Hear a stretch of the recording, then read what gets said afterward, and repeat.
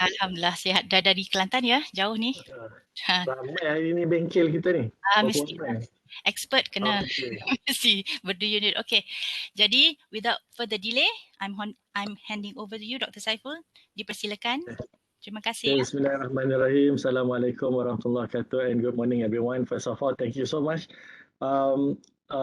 Okay, so I was told that there should be 162, but I thought it's a workshop. But never mind. The more the better. Let's discuss and perhaps for your information, it's a workshop. So basically you will work while we are learning. Okay, so basically I'm preparing a lot of things for everyone to engage, and hopefully you'll be able to have a better understanding by engaging with the task that I provided to you afterward. Okay, so let's start with putting my slide first. Okay.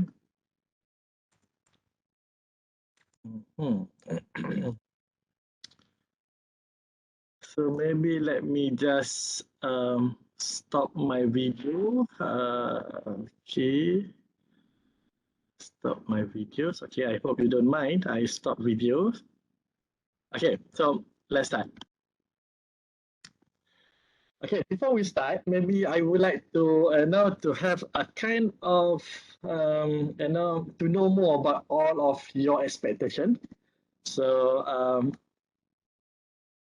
let me just put this on Mentimeter. So you can go to Mentimeter as usual, www.menti.com, and put the code. I would like to know what is your expectation from this session, which is workshop, e-workshop basically. If you don't mind to share your, sorry, where is my, wait, let me stop sharing for a while. Okay, I'm looking for this. Okay, let me share it again. Okay, so basically, okay, so please go to Mentimeter and then share your expectation with me. So, at least I know something about your expectation so that I can pace, because this workshop will be very fluid, very organic, and hopefully that most of your expectation we cover, even though it's a kind of prompt to kind of asking you to put your expectation. So please now share your expectation so that we can learn more effectively. So yeah, maybe 2-3 minutes for everyone to write down your okay, so friendly aspect in rubric assessment. Okay, that's good. Unique.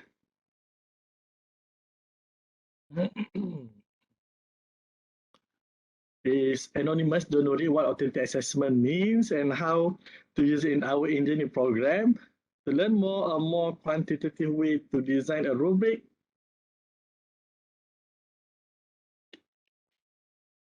A rubric that align with my course assessment. Okay, okay, good rubric. It's my kind of rubric, not authentic. For effective domain, how to construct a CO aligned rubric. Care about authentic assessment, apply it in teaching learning. More engaging, how to apply authentic assessment. Okay, to learn how to create accurate rubric. Okay, keep coming because we have a few more minutes while waiting for our colleague to join us.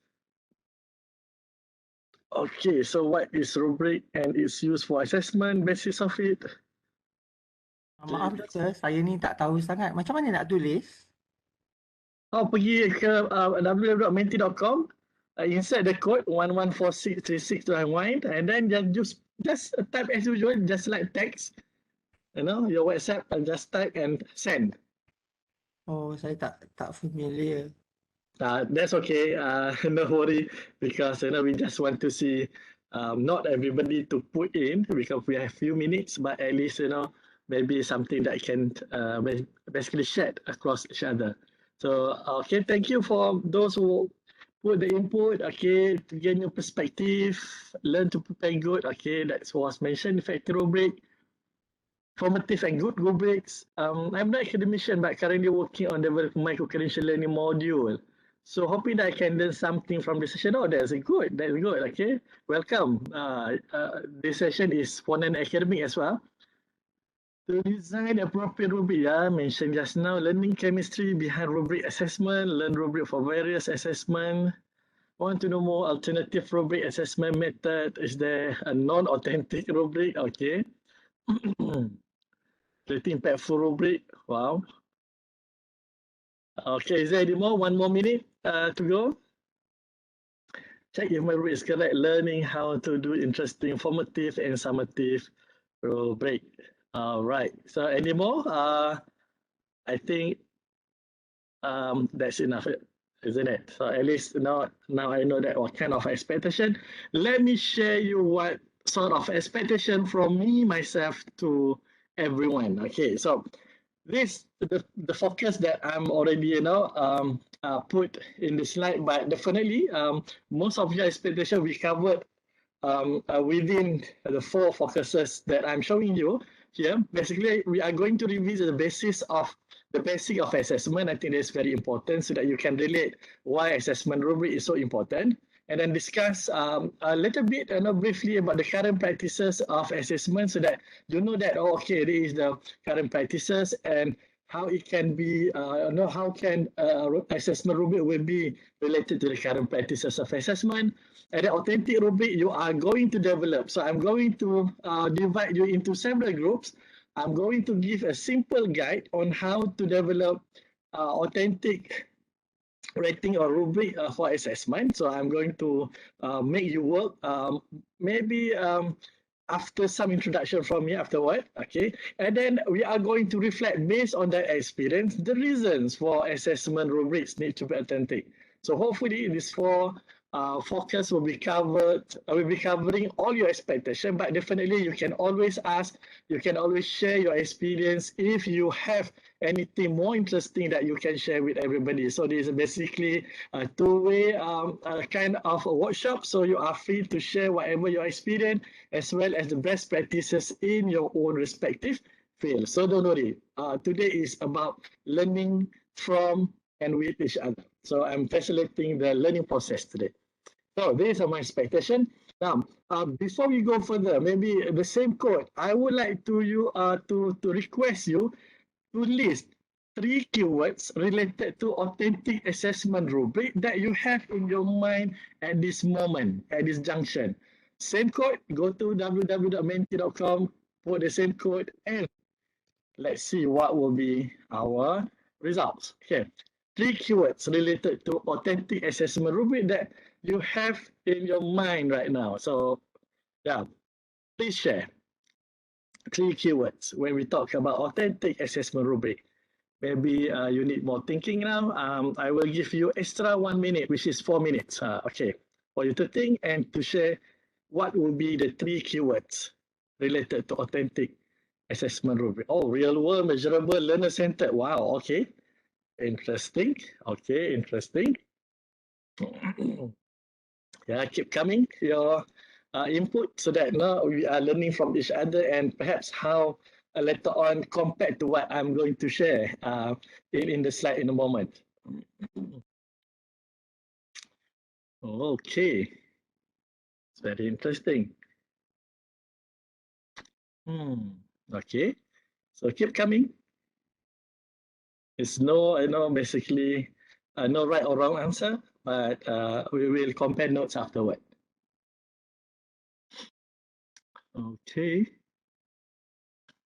Accurate, measurable, okay, relatable, professional, holistic, fairness. Okay. Keep coming.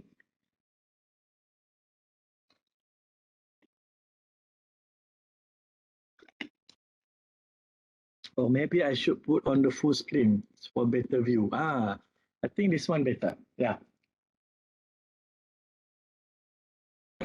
So those who are just join us, please now share your thoughts. What will be the 3 keywords related to authentic assessment rubric that you have in your mind at this moment? Yeah, please share so that we can now see and compare notes what we are thinking with what the rest are thinking as well. So yeah, Hmm.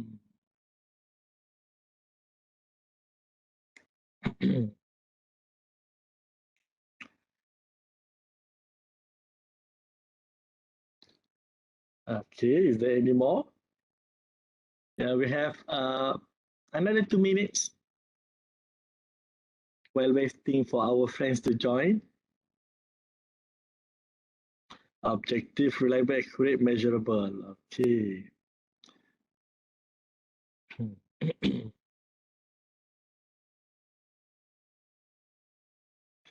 That's interesting.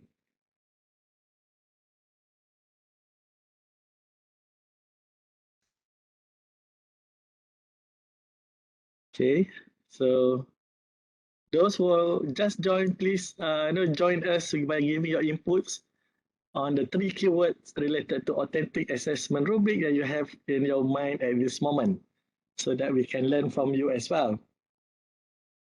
Objective, reliable, accurate, measurable, specific, unique, aligned, practical. What else? Okay. Yeah, we have another minute.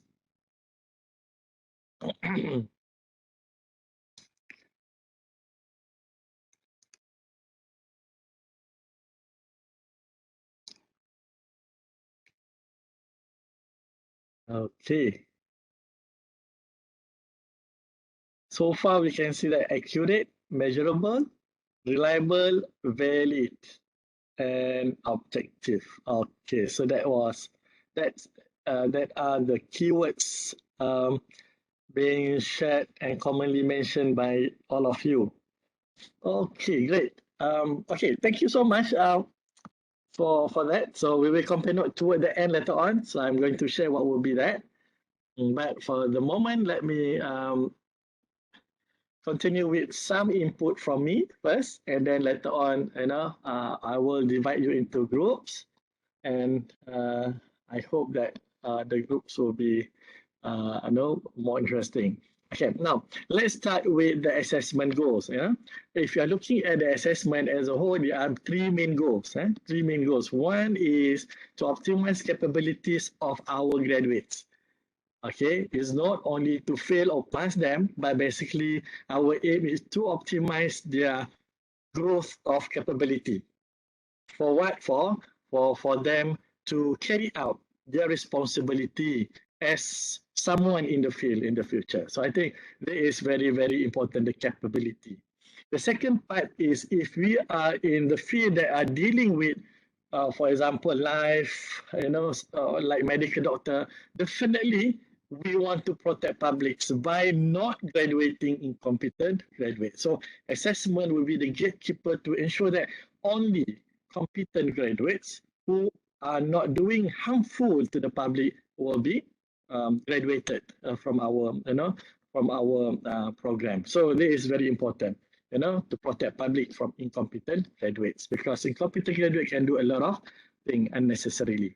And last but not least is to provide them a basis for them to advance their training in the future. It means that when they have our scroll, when they have our certificate, they will be able to use that to justify their competency, so that other centers will be able to take them to further train them to be advanced, graduate, something that's maybe a specialty or subspecialty, or maybe expert in the field and expert in a certain area that's specific to a sub field. So I think this is something that we need to put in our mind, that the assessment goal is very clear. These are 3 main things that we need to remember even when we are developing our rubric later on. And then if you're talking about assessment, it is something that we always see, summative and formative. And if you're looking at summative, usually if looking at the continuous, this is a kind of assignment that we give to students in terms of the coursework, so we give assignment to them. And of course, basically it's a final exam. It's our final exam, or maybe at the end of the semester exam. So this is common. I think this is what we are practicing. And summative, the main features of summative is to make our judgment on the competency, the fitness to practice, or the qualification of the candidates to progress to higher levels so that they are able to have more responsibility in the next phase of training. So I think there is something deciding the fate of our candidates. So basically, we are making judgment. But for the formative, there are four main purposes for the formative. It's not for the, deciding the fate of the student. It is for guiding future learning. It means that we are providing some feedbacks or some input to the student. They know what their weaknesses, what their strengths, what opportunities for them to be a better learner and to learn better in the future. This is a guiding future learning. The second part of the formative is about we are providing reassurance to the student. You are learning either on the right track or on the side track, which need to be retracked to the track supposed for them to be on. Okay, then third one is to promote their reflections on their learning so that they can, they can improve themselves in a better way so that they can be a more effective and better learner. And last but not least, shaping values. So this is something that we always use formative assessment to shape certain values that is important and essential related to the field that we are training them for. So I think there is a kind of distinguish between summative and formative, but maybe let me put in the spectrum. Student enroll to our program, and then we have so many classes because there are so many courses for our program, and usually the formative assessment is within class. This is the common practice. So within class, so that there is something that useful for them. And then in between, usually we give a continuous assessment. There's a kind of the assignment that we give to them just to deepen our understanding about their ability, and the students are able to deepen their understanding based on the assignment tasks that we give to them. So this is something that is continuous assessment throughout the courses. And at the end of the day, final examination or maybe the semester examination, so we can see that the student will be judged across for example, 14 to 18 weeks of learning, what have they attained at the end of the course toward the end of the semester or the program, depending on your program design. And there is something that we call assessment for or as learning. It means that the assessment is not to judge their competency. It is just to reassure them what they are learning is correct or incorrect, and how can they go further, and where can they improve. This is the assessment for and as learning throughout the classes. And this is something that usually assessment of and assessment for learning. And at the end, it is something that we are used to, which is assessment of learning. And across this, there are two things very important. Assessment blueprint to ensure the constructive alignment, and assessment rubric to measure certain competency that is sometimes very difficult to measure objectively, but we need to have certain rubrics, certain descriptors to describe what are the observable, measurable characteristics or behaviors that we can observe and make our judgment on their performance. So this is something that we are talking about today, and assessment blueprint will be in the next, I think, series, so that we can we can appreciate that later. So this is overall the assessment design, and if we have this in our mind, so now we are more ready to have what kind of assessment rubric that suitable and relatable to the assignment tasks that we give to the students across the assessments, either it's formative, continuous assessment, or even the final exam. So, just to make a note, if you have anything that you like to clarify, you can ask. Okay, so don't worry, it is a kind of two-way session, so you can ask anytime. I hope that this assessment design is clear enough for you. And if you're looking at how does assessment affect learning, for example here, assessment for learning. So basically we assess to the learning progress and learning needs. This is where we do inter-class assessment, and we always give feedback to the student. So this is something we can do. And assessment as learning, essentially, we are assessing student cognition about their learning. How, we call it metacognition, meaning that they're thinking of their learning process, on their learning process, so that they are more aware of what they are learning and why they are learning that. So this is assessment as learning and for learning, and this usually the formative that I mentioned just now, and this assessment what students have learned, or students have achieved. They have not achieved what they expected, competency that we want them from to achieve at the end of the program, or maybe at the end of the course. So this summative basically. And if you map with all the assessment method, there are so many assessments. This is just examples. That is just an example. You can always check even within your own discipline. There are certain best practices, there are certain recommendation and guidelines on how we can do in terms of assessment for learning, assessment as learning, and assessment of learning. So there is a kind of examples only, just to show you that there are quite a numbers of assessment methods or tools that we can use to fit the purpose. And don't forget, because we are in Malaysia, definitely we are going to refer to MQF 2.0, and definitely everybody are very familiar with this. Okay, very familiar with this, and we have a new MQF 2.0. We have 5 clusters with 11 learning outcomes, program learning outcomes. So I hope that you can recall and relate back with whatever the authentic assessment rubric after this. This kind of revision. And just to further revise what we mean by each of the level. So basically from remembering to creating, the higher levels, and then from perception to origination, you mean that create and execute new technique or new task or new way of doing things. So there is highest level, but the lowest level, the ability, just to be aware of that, aware of that, competency or skills, to do it at least. And effective from receiving until internalizing, receiving that willing to listen or willing to experience. I mean that, yes, I have now I2 to do that. So that's all. But A5 is, we call it berakhlak with the ilmu, something like that. No? The showing the knowledge to their behavior. So you mean that they translate from knowledge to their behavior. So that's it, A1 to A5, but you can always refer. So I'm not going to deal on this, but you can refer back afterward. And if you're looking at meaningful assessment tasks, there are 3 important elements. One is the appropriateness of the task that we give to the students. It must be relevant. And it must be fair enough to the level of the student that we assess at, at that particular. If they are first year, do not give something that is even final year can do, but fairly give assessment tasks to that particular level will be very important. So that the assessment task will be at least meaningful to the student and authentic enough to the student to to do it. And we need to consider the learning aspect of the student. I mean that we should give assessment that motivate them to learn. And then we need to consider the learning efforts, and learning efforts here usually we refer to SLT.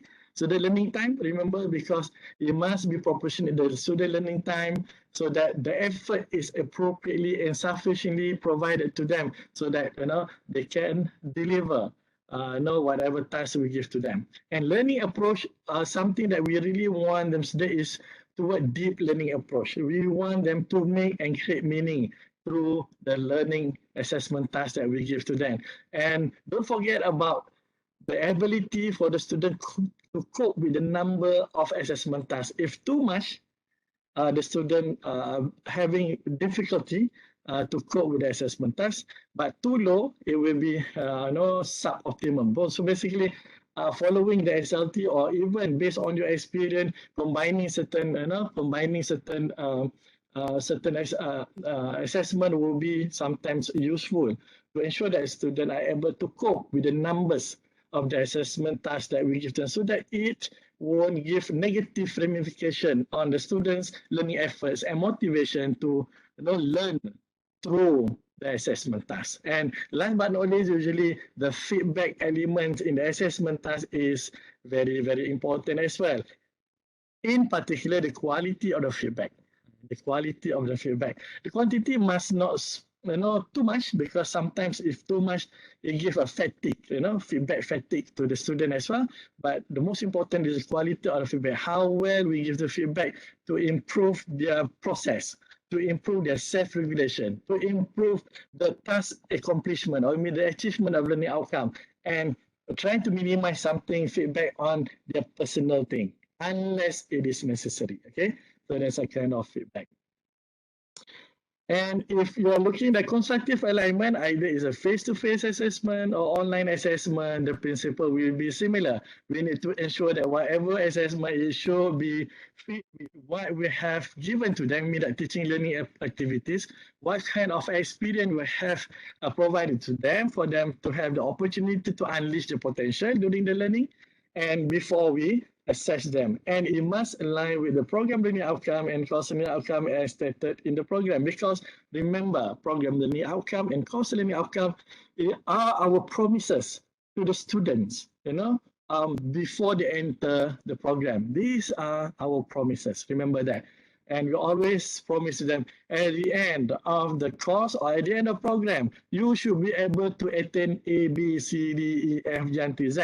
This is our promises. So it's always good to keep our promise at whatever cost to the students, because once promise shouldn't be broken. So I think there's quite important to ensure whatever we deliver purposefully, and whatever the assessment being designed, it should be fit to the purpose.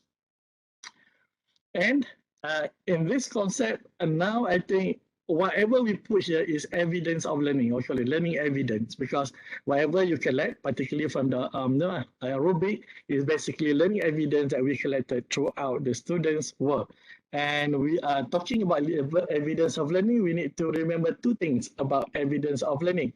One is direct, the other one is indirect. There will be two kind of evidence of learning. What we mean by direct is something that we observe. It means that the student perform in front of us, and then we give a rating based on our observation. This is something that demonstrate learning. They demonstrate learning for us in front of the examiners. So this is observed. But most of the time is unobserved, because what we give to them based on whatever they give to us in terms of the assignment. So the assignment describe their learning, and based on that, we assume, or maybe we reflect that the attainment of whatever learning outcome based on that the described learning process. So I think this is something that unobserved. And examples, for example, online. If go for the online, mean online oral examination, online presentation, this is something that you can observe. But another example is take-home exam, unsupervised testing. I mean that we give to them this open book, and then we give time to them, certain numbers of hours or maybe numbers of days, depending on the complexity of the assignment we give to them, or maybe we give a project assignment, either it's a individual project or group project and whatever. So basically, we do not observe them, but we will evaluate based on whatever they report to us. So basically, it's described learning. Written assessment as well, and e-portfolio, something that they collected across across the learning weeks, and then they collected into the portfolio, and we judge based on whatever evidence they provided to us without us observing them when they are doing that. So this is something that we need to bear in mind, and definitely the assessment rubric will help in both types of evidence of learning. And in terms of competency, I think this is something that I would like to relate with the PLO.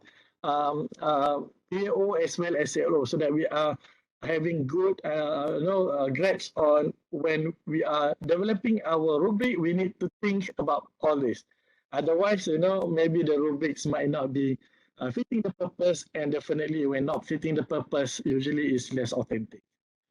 And this is a PO. Usually, when we talk about PO, is about 3 to 5 years post-training, what we expect the student will be, particularly in terms of carrying out their responsibility, what kind of skill that will be using to carry out the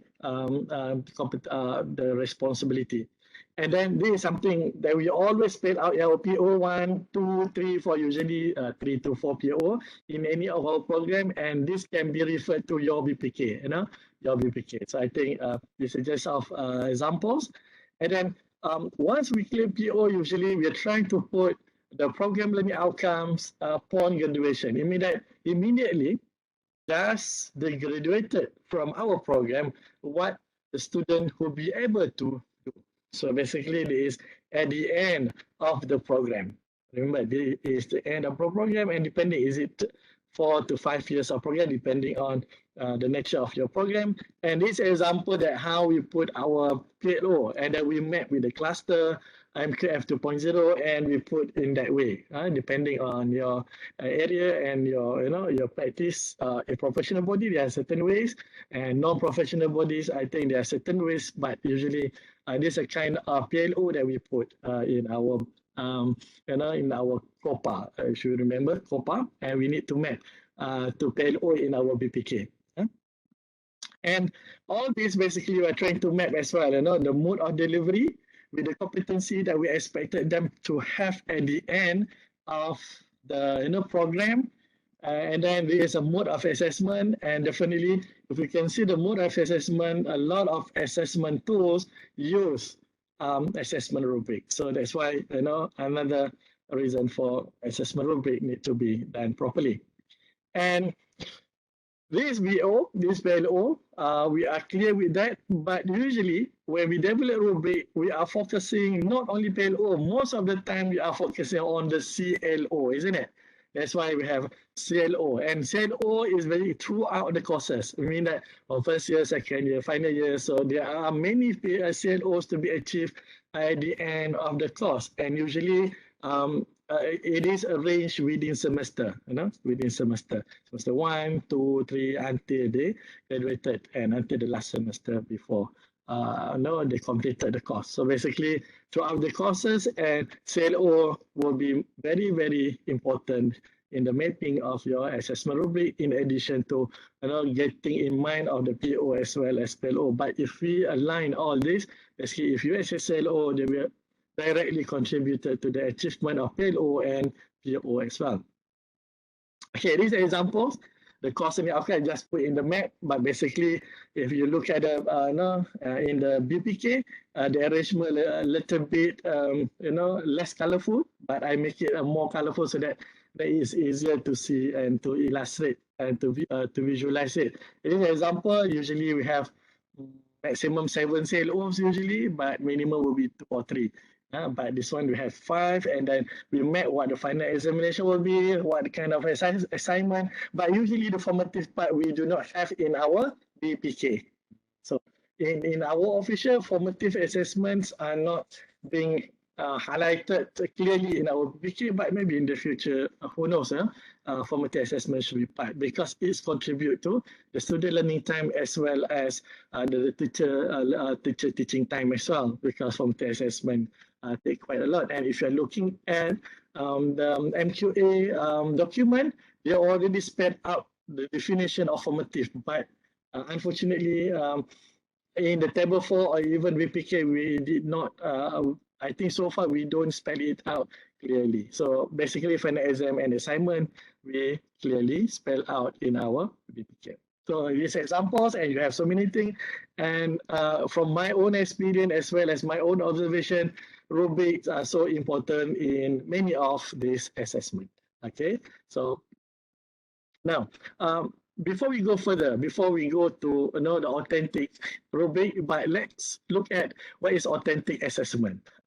Okay, what is authentic assessment? So I will put in a lead, L-E-A-D, because we lead, so put in the lead in the acronym. So the first characteristic of authentic assessment is learner focus. I think one of you mentioned about learner focus just now, isn't it? I still remember when you put the 3 keywords, I think a few of you are mentioning about learner focus. Yes, learner focus, you mean that what learners are able to do is the central focus of our assessment, in particular when we want to develop our rubric later on. So that's number 1. And the second one is evidence of learning. So this is very important, because whatever it is, verify the attainment of knowledge, skill, or any ability based on the learning evidence. We are talking about learning evidence. So, or maybe in the literature, they call it learning artifacts. So, but it's kind of evidence to support the learning. And the third one is authentic rubric. So the authentic assessment should have authentic rubric. So students are assessed by a valid and meaningful assessment rubric. And this will be our focus today. Will be our focus today. And last but not least, defensible methods. Whatever it is, reliable, valid, accurate, as long as assessment methods that we use are defensible for the attainment of learning outcome, mean that for measuring the learning outcome, as long as defensible. And even if you are in the court, for example, let's say in the future, maybe a group of students sue you because of they claim that the assessment is not valid, have a lot of flaws and many things, and they bring this to the court and then sue your SM. So as long as we can show that whatever method we use in our assessment are defensible, it should be okay. Okay, it should be okay. But if you do not use something that is defensible, which is based on the evidence, based on the best practice, based on the experts, no recommendation, or maybe certain standard guideline or recommended guideline, that will cause a lot of trouble if you are in that case, which is in the sue case. Okay, so hopefully this authentic assessment features will stick to you, but no, our focus today is on the authentic rubric because authentic rubrics will reflect the authenticity of our assessment. I'm talking too much. Yes, any question at this moment? Maybe I should stop and asking you. Do you have any question at this junction? Yes. Hi, good morning. Hi, morning. Dr. Saiful or Prof. Saiful, is it? Yeah, yes. My name is Christine, and I'm from Pusat Bahasa. Okay. Okay, and I was the one who put learner-centered and real world as okay. keywords just now. Okay. Now, I'm interested in what you just mentioned, which is defensible methods, especially in the case of students suing us in future. Yeah. Okay. Now, what if we are in the situation where we are not the course designer, or so let's say as a normal teacher or lecturer teaching that course and using someone else's rubrics, will we be in that position to be sued by the student? Yes. Usually I hope I answer that question. Thank you. Yeah, usually the student will sue the university, isn't it? But university will find the person who in charge, basically. Definitely, if you are following the right, the standard guideline, recommended practices, the best based on the best evidence, usually that's considered as defensible methods already. So I think as long as there will be expert. After this, I will share you the principle of assessment that can defend you from those from this argument. So after this, the next slide. Okay, that's a good question, but definitely what you are saying is correct. We just cannot simply just pick up anything, but it must be based on the good practice and standard guideline to support the defensibility of our assessment practice in our context. Maybe we can discuss a little bit more later. Yeah. Any more question before I go to the next slide, telling you about what will be the principle of assessments, so that you can aware that why all these are linked together with defensible methods, authentic, evidence of learning, and learner focus. Now, any more questions at this moment? Just to check. Okay, I mean silence mean you grasp everything. Okay, good. Okay, there are 5 principles of assessment. So the first one, you cannot rely on single assessment data point. So that is what we are doing now. We have multiple assessment data point and multiple methods basically. So we are safe in that sense. And the second one is Roman assessment. If you are looking at in the broader sense is non-standardized and standardized. Standardized usually something that is like MCQ. There's a kind of, everything can be automated through machine. Just put a key in and then the machine will do you the whole thing. But non-standard is something that is user-based. It means that depending on who are using the assessment rating or rubrics prepared by either by him himself or maybe by others. And it is something that is, is not easily measured through MCQ or even any objective method that are available in our setting. So this is non-standardized, and stakes of assessment very important. High stake, you mean that you need to use the best evidence, the best practice in assessment based on the evidence. So I think the higher the stake, the rigor, the more valid, the more well designed assessment should be there. And then expert judgment is vital. It is very, very important. When whatever whoever involved in the assessment must be someone qualified. That's why if you're looking at the MQA, COPA, under, I think, academic staff, section 4, they really look at the qualification of the academic staff being hired by the institution, because the reasons. That's the reason. Because they want to ensure that whoever, teaching or even assessing our students, the expert in the field, or maybe the qualified person who, to define themselves as someone who are able to train and to assess our student competency. And remember, assessment drive learning. Whatever we design, if the design is well designed, it will drive learning to the desired behaviors. But if we poorly design our assessment, and definitely the whole learning aspect will be haywire as well, and chaos of the assessment design. So I think it is very important. But the most important for the assessment rubric is, it is very essential for the non-standardized assessment, because non-standardized assessment is sometimes not so directly being measured. We need something to describe something, so that based on the descriptions, so the expert will make judgment on the competency of the students based on the judgment. Okay, so I think this is where assessment rubric plays important roles in our assessment. Okay, so any question on this?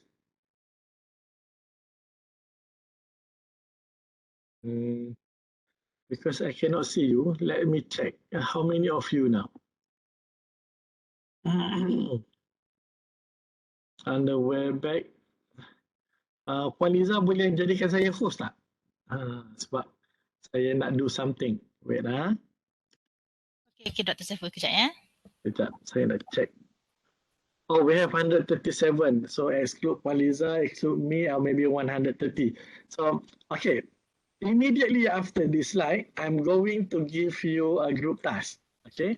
So I'm going to break you into, I plan only 7, but 120 to 7 maybe, but that's okay. Let's try, maybe around 16 to 18 person per group, okay, to carry out the task that I'm going to give you after this, okay. So basically, before we go to the task, do you have anything to clarify at this junction?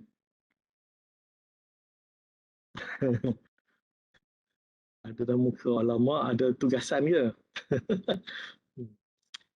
Kan, workshop kan? Yes. Oh, tak ada. Oh, bagus you all ni. Ada tu ataupun buat kerja lain ni. Okay, so never mind if no question, I assume that you are ready for some group work. Okay, so now. Okay, so basically, I'm going to give you a simple guideline. Okay, a simple guideline. I would like you to, to do first, then we discuss afterward. Okay, learning by doing is kind of concept lah, basically. So I will do, you will do something, and then we will discuss and recap and reflect based on whatever you are going to produce at the end of this group work. So the simple task is, okay, I'm going to give you an assignment. So you need to develop a rubric, okay. So I'm going to provide you into a few groups, and then I'm giving you a task to come up with a rubric to assess the stand-up comedy performance. Okay, so that is your task to come up with whatever kind of rubric, and the learning outcome is basically, you know, the candidates able to make people laugh as much as possible. Okay, so whatever rubric that you want to do, just follow the guide number 4. So you can scan the QR code, and QR code you can scan, or maybe let me share. Wait, let me share the link as well. Okay. Okay. Let me share. Okay, the link. Okay, you can basically scan the QR code and the link. Okay. So something that is beyond your territory, I'm giving you today. And then after that, okay, I'll give you about 45 minutes to come up with the assessment rubric for stand-up comedy performance. And then we will use rubric to judge the comedy performance after this. So I'm going to choose any of the videos in YouTube about stand-up comedy using English language, so that even our international colleague will be able to involve and engage with the exercise. And toward the end, we will reflect on the experience, and I will have something from my own side to share with you what will be the challenges, the reasons, and we can further discuss about any specific thing that you like to, you like to ask after the group work, okay, during the discussion later. So, do you have any questions before before I divide you into several groups?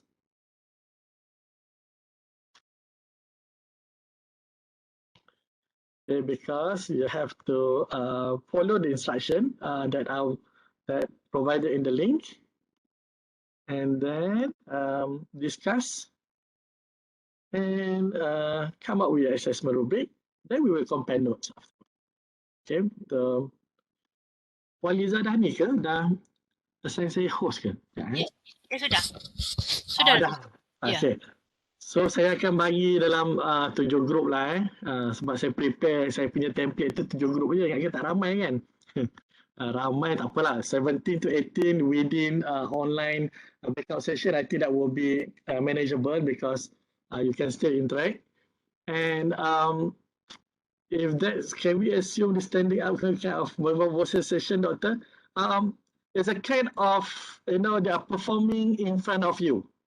A kind of performance, in front of you. There is no questions. Presentation like, yeah, something like that. It's a performance, persembahan lah. Kalau kalau dekat art tu dia ada persembahan kan, selalunya kan dia kena persembahkan something, and then the lecturer will will observe and then will judge based on certain rubrics that they prepared and make comment and give marks, something like that.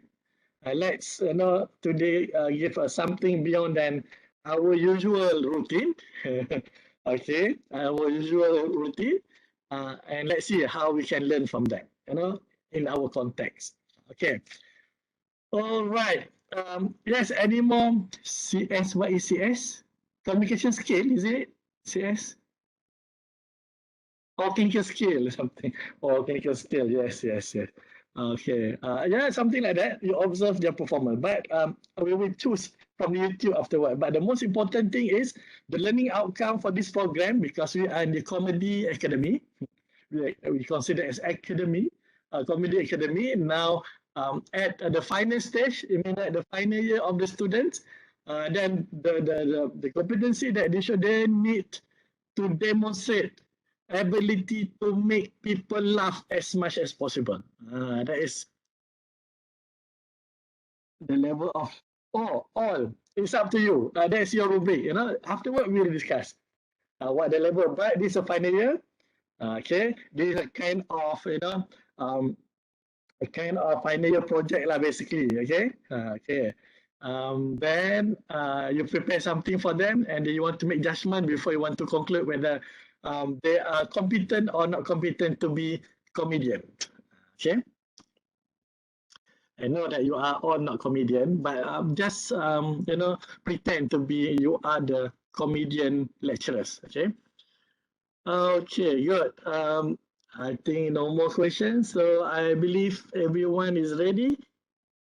Let's see what will be the outcomes. Then what can we discuss and what can we learn from this exercise? Okay, if you are ready, so 45 minutes only. Kalau boleh jangan lama-lama sangat, nanti tak ada masa. 45 minutes, is it too long?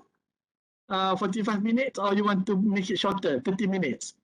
Shorter is better. Too long, okay, 30 minutes. Okay, good. If that so, then why not 30 minutes? Yeah, Wakas, you have any questions? You raise your hand. 15 minutes cukup. Okay. Okay, let's try. Okay, if that's so, then let's try 15 minutes. But from my experience, 30 minutes should be okay. Okay, let's go for in between 15 to 40 minutes. So let's do 30 minutes. If let's say you finish it early, then okay. But if you need more time, we can always discuss because we can extend. But if you can do it faster, then we can start faster. Okay, is that okay? 30 minutes. Let's go for 30 minutes. Okay, based on my experience, 30 minutes is just nice, but sometimes a certain group require more time. Okay, so if that's so, I'm going to create group randomly first. Okay, so you'll be assigned automatically by the system.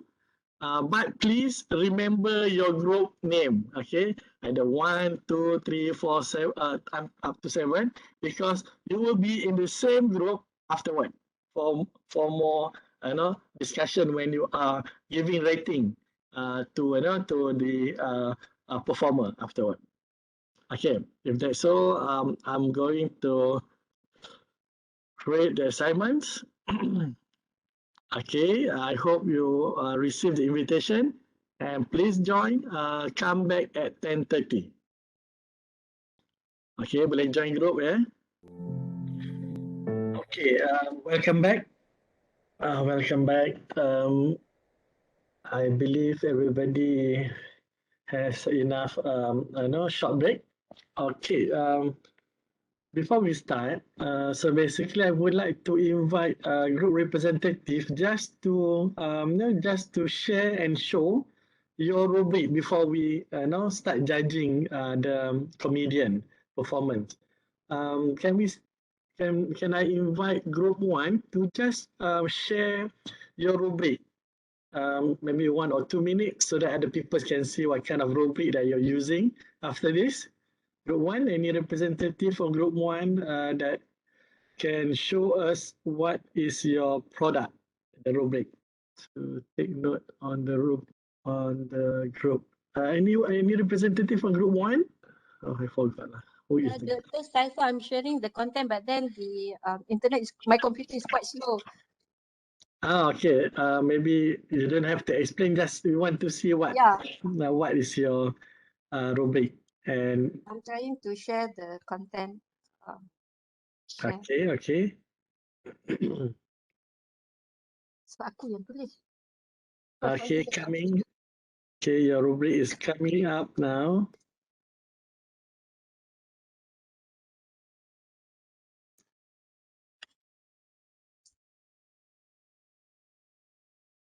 Okay, this is your group rubric. Okay, so can we see a little bit down there, the whole criteria, how many criteria you have? 1, 2. Can you scroll down? Okay, so basically you have 5. Okay, so that's how the rubric from group 1. Thank you. Thank you so much for sharing. How about group 2? How about group 2? Okay, group 2. Wow, colorful. Okay. 1, 2, 3, 4. You have 4 main criteria. Okay, that is good. Okay, thank you, group 2. Awesome. Okay, stand up community rubric. Okay. Welcome. Okay, thank you, group 3. Can you share with us your rubric? No, just to let. Oh, okay. Mhm. Can you make it full screen or maybe bigger? So you have this criteria, okay. Oh, it's an emoticon over there. Can you scroll down? Scroll down, please. This, okay, LO over there, okay, that to guide the judges. Wow, okay. They have a further detail, okay, okay. Okay, everything was sucked, okay. Okay, so how about group 4? So thank you, group 3. Group 4, would you like to share yours?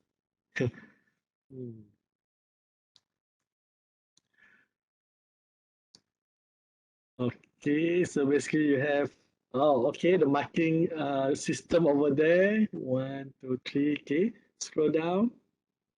5, okay, 5. Okay, okay, good. Thank you so much, group 4. So how about group 5?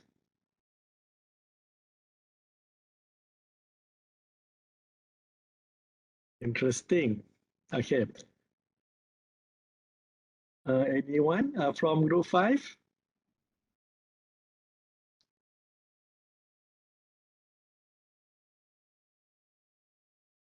Okay, maybe group 5 still, having their break. Okay, let's go to group 6 first, while waiting for group 5. This one, group 5 or group 6, this one?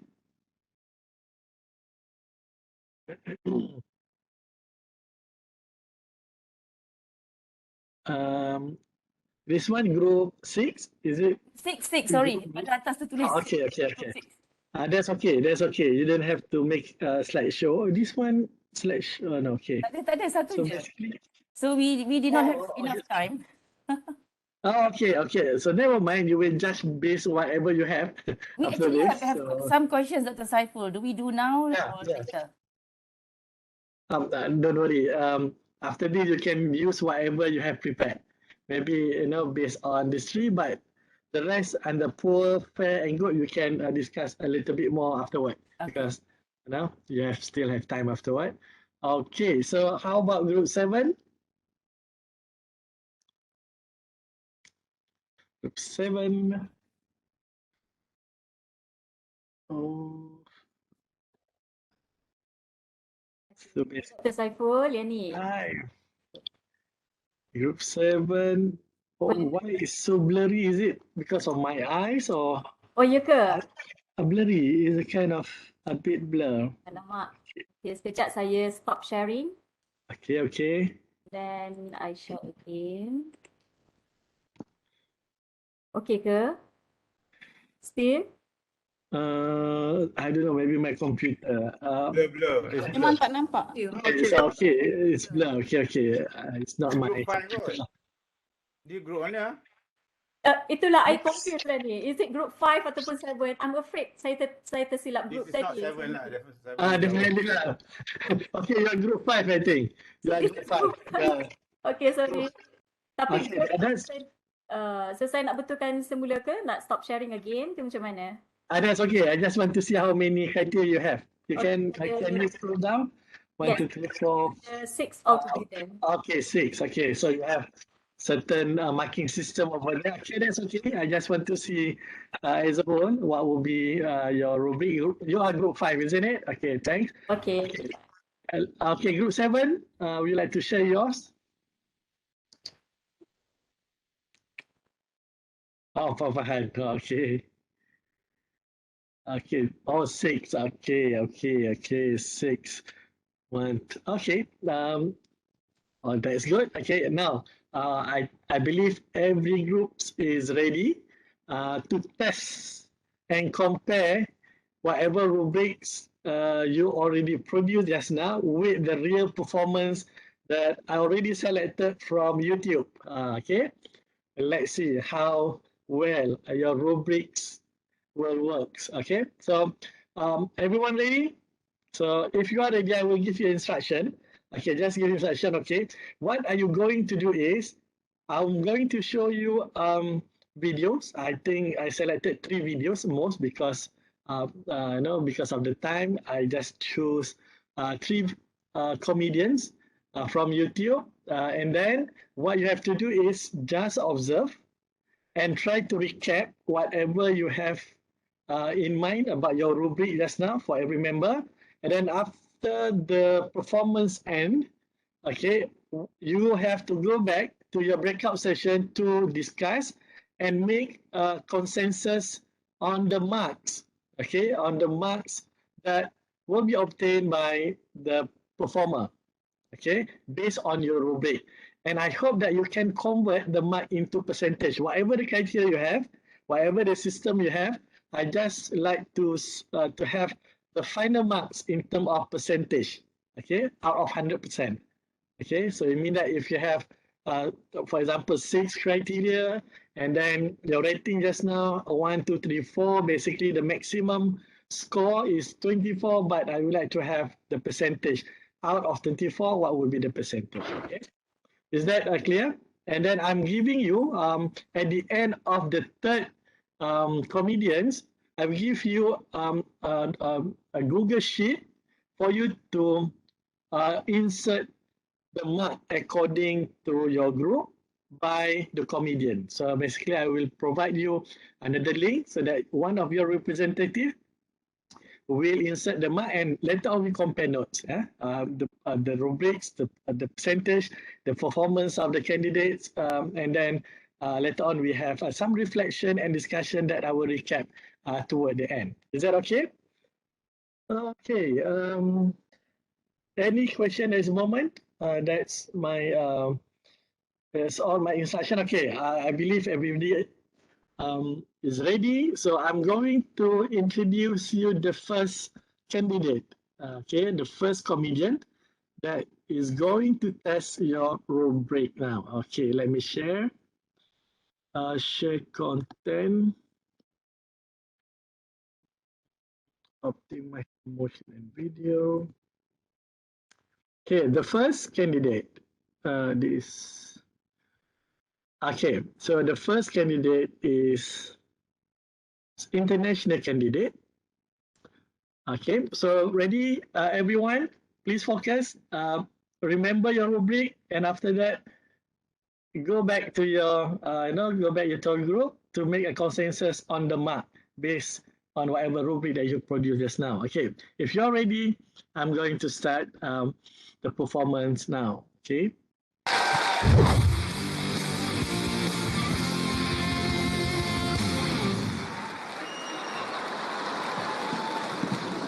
Clap your hands, sir. Stop being racist. Clap your hands. Jeez. I don't like the pressure that women put on you, though, like after you have kids. Like, you got enough pressure in a marriage as it is. Like, your woman wants you to provide for her and to protect her. I don't mind providing. I got money, let me pay for stuff. I don't like protecting. Like, say me and you go to the movies, right? And a guy come up and smack you right in the face while we at the movies. If you with me, then you just got smacked. That's something that just happened. Like, we can talk about it when we get in the car. Let's figure out why it happened and see what we can do to prevent it from happening again. But as far as me, like, just going and doing something about it, I'm not gonna do that, because if he didn't care about punching you in the face, I know he don't care about my face. That's common sense.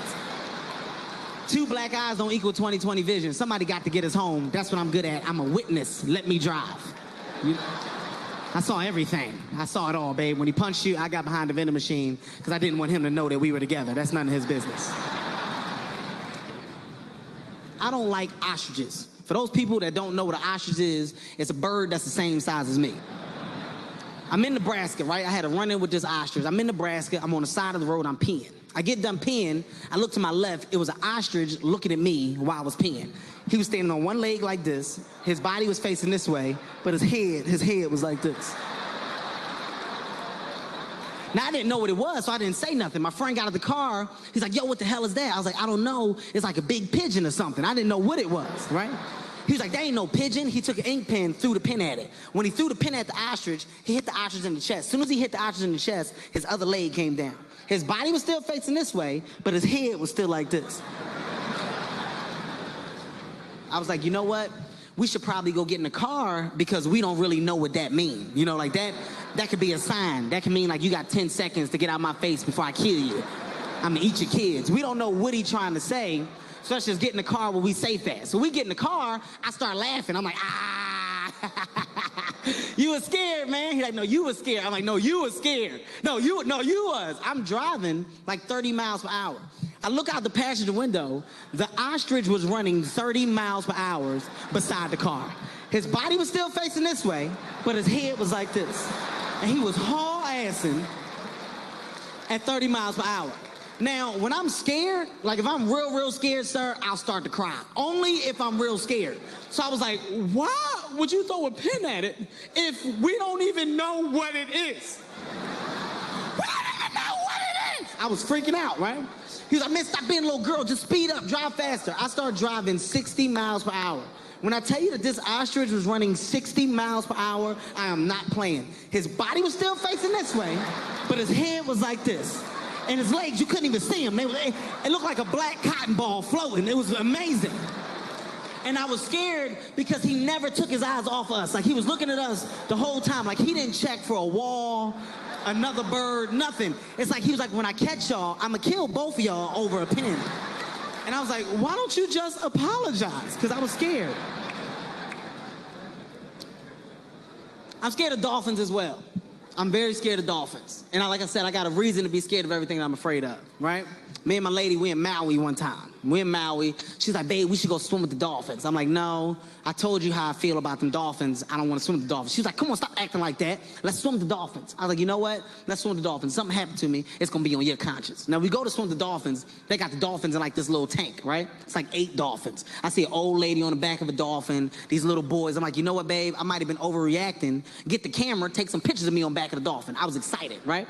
I get in the water. I'm on the back of the dolphin. The instructor, he said, as soon as you grab the dolphin fin, the dolphin gonna start taking you around. So whenever you ready, grab his fin. As soon as I grabbed my dolphin fin, my dolphin went straight to the bottom of the tank. He went straight down, right? Now, because I was scared, I didn't let go. I held on. And you know when you're scared, you start to mentally create stuff in your own mind. I was like, it's obvious that I got a racist dolphin. He don't like black people. That's obvious. He done cut a deal with a shark to bring him a black piece of meat. Something bad about to happen, right?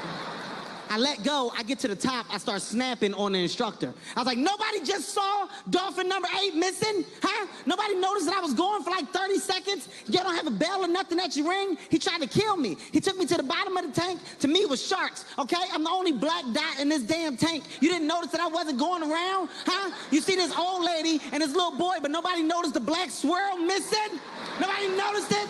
And he was like, whoa, whoa, calm down. It's 3 feet, just stand up. And I was like, what? What'd he say? I didn't even realize that I was walking and talking at the same time. But it was a racist dolphin. I'm gonna tell you how I know it was a racist dolphin. Cause like, you know how dolphins be like, well, when I got out the water, I looked at him and he looked at me, he's like, nigga. And I said, what did you just, what? My name's Kevin Hart, y'all been a great crowd. See you.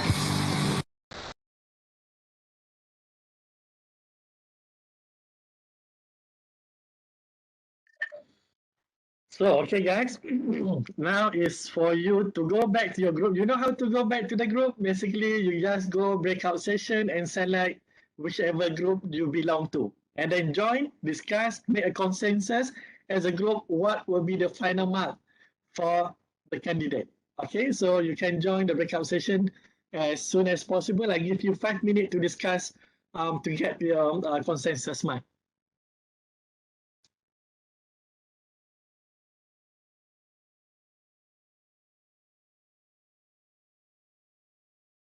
Everyone know how to join the breakout session with your own will? I think you have to reset and then ask us to join because we are not having that link again.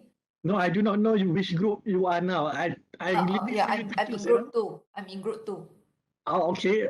Can you go to breakout session and then just join? Because I already said you. Oh, yeah. I saw it already. Yeah, you can join any. Hold on.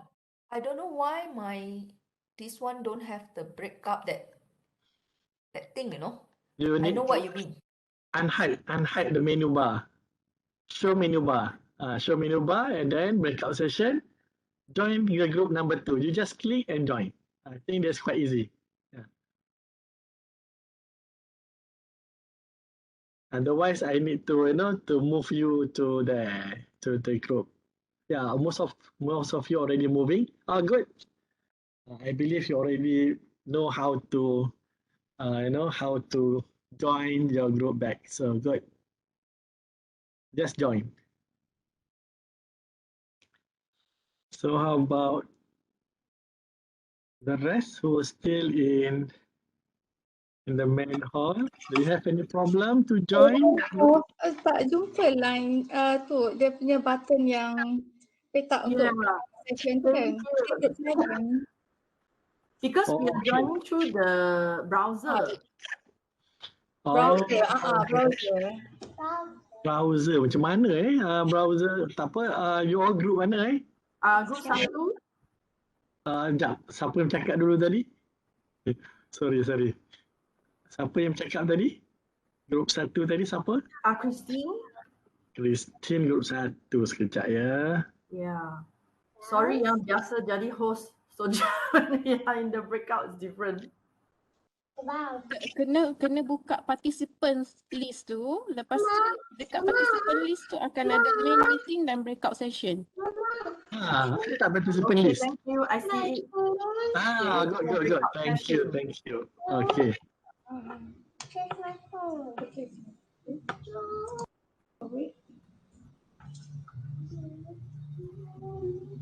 Wait baby, I'll show all breakout session. Ni.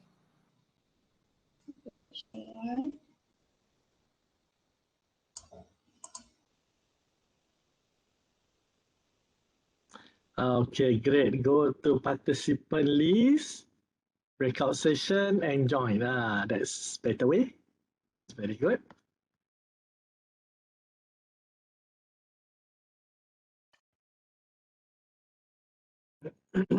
Okay, we are waiting for the rest of members to join back at the main hall. Okay, so 7 siap dah, Prof.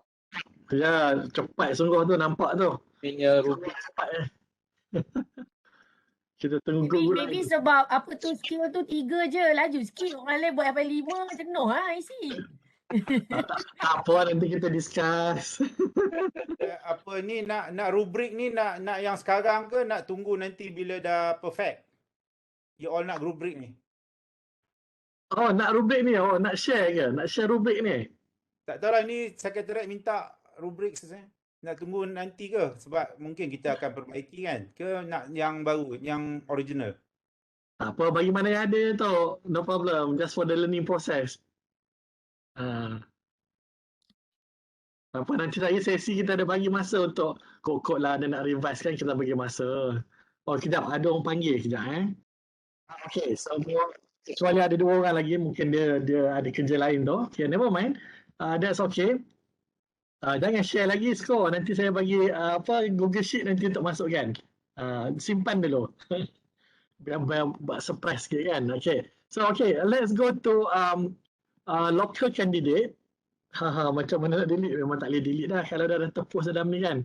Dah bocor dah markah tu. Okay. Let's go to the local candidate. Just now international, now local. Okay, so all the judges, all the examiners, okay, pay attention to the second candidate, local candidate. So, ready? Go.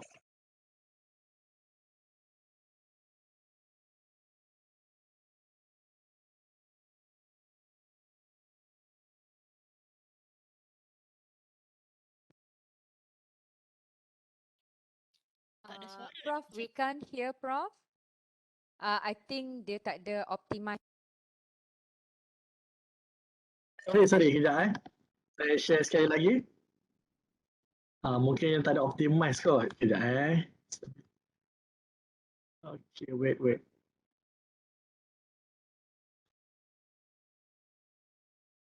Okay. Setiap kali tu I nak kena ni, dari setting, okay? Okay, Salutations. I am from Malaysia. Just arrived Melbourne a week ago. Nice. Quick question. Why are there so many Asians in Australia? I was hungry at 6 o'clock. I wanted to eat a baguette. I tried to look for a baguette in Melbourne.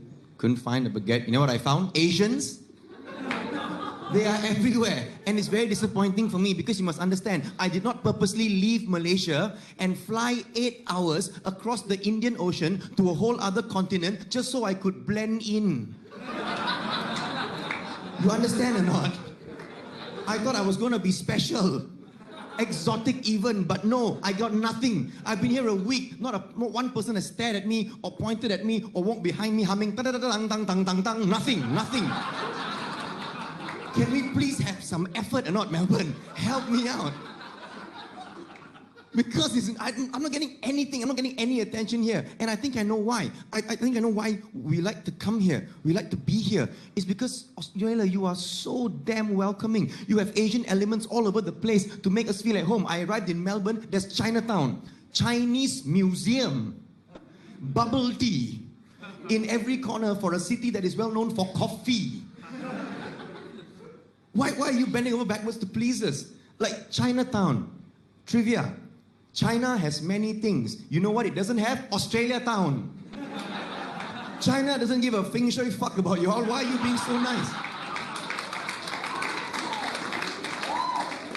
Chinese museum. Even I find that ridiculous. There's no Australian museum in Guangzhou where a Chinese tour guide is bringing tourists to look at Australian exhibits. 你看啊，这个啊，我的啊，掉的放过来，boomerang.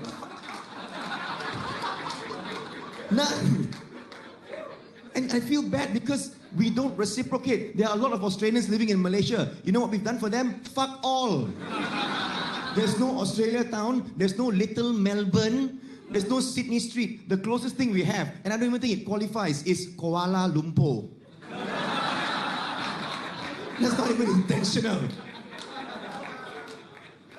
But it's nice. You guys really make us feel very, very welcome. And not in big gestures. The big gestures are nice, but even in the small, everyday things to make us feel at home. I'm trying to plug in my laptop, and I notice your PowerPoints resemble the face of a sad Chinese man.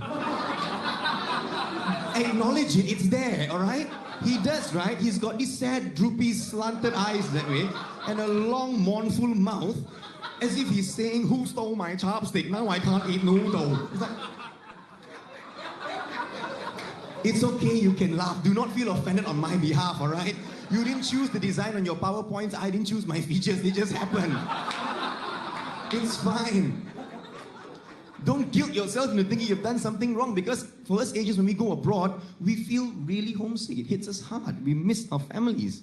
But in Australia, it's great. I walk into my kitchen, next to the toaster is a picture of my father. Papa, you are here. Uncle Wong, you are here also. Oh, wow, let's have a reunion, you know. Ding dong, who's at the door? A dancing lion.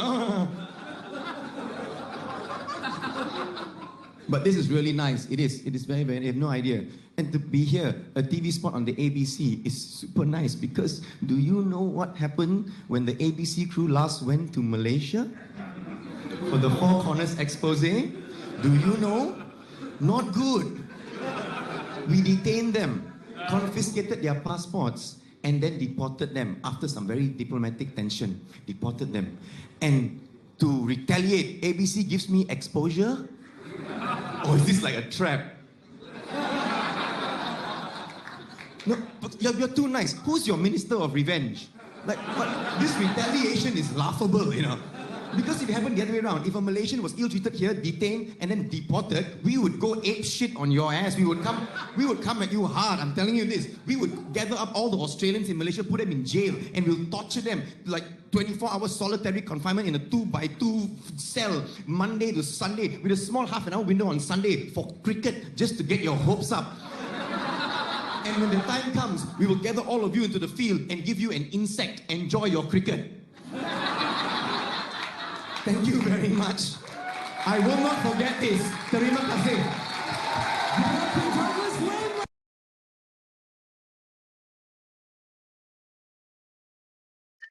Okay, you can go back to your group, have a discussion, and I hope this time will be less time so that you can make a decision as a group.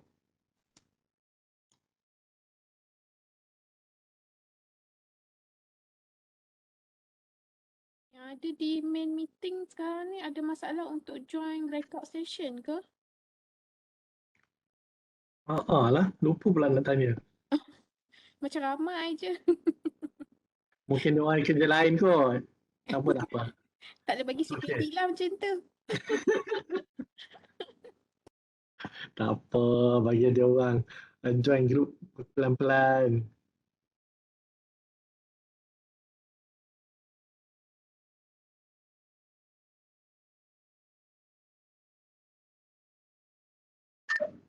Wah, grup 4 dah habis dah. Cepatnya.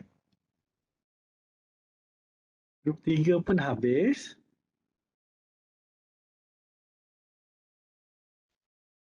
Okey, kita ada 2 grup lagi. Grup 1 dan grup 5 untuk join. Sekejap ya. Ada dalam seminit 2 lagi. Dr. Saiful, ada peluang ke nak tanya pasal rubrik nanti lepas ni? Boleh. Lepas ni memang kita nak discuss banyak. Okey. Mesti dah banyak-banyak soalan kan dari kepala kan. Lepas pada 2 calon. Nanti lepas calon ketiga ni lagi banyak soalan. Ada lagi calon? Last one. Okey. 3. Kita kena cukupkan 3. Tidak tak valid. last. Dan kita terus discuss lepas tu. Grup 5 dan grup 1.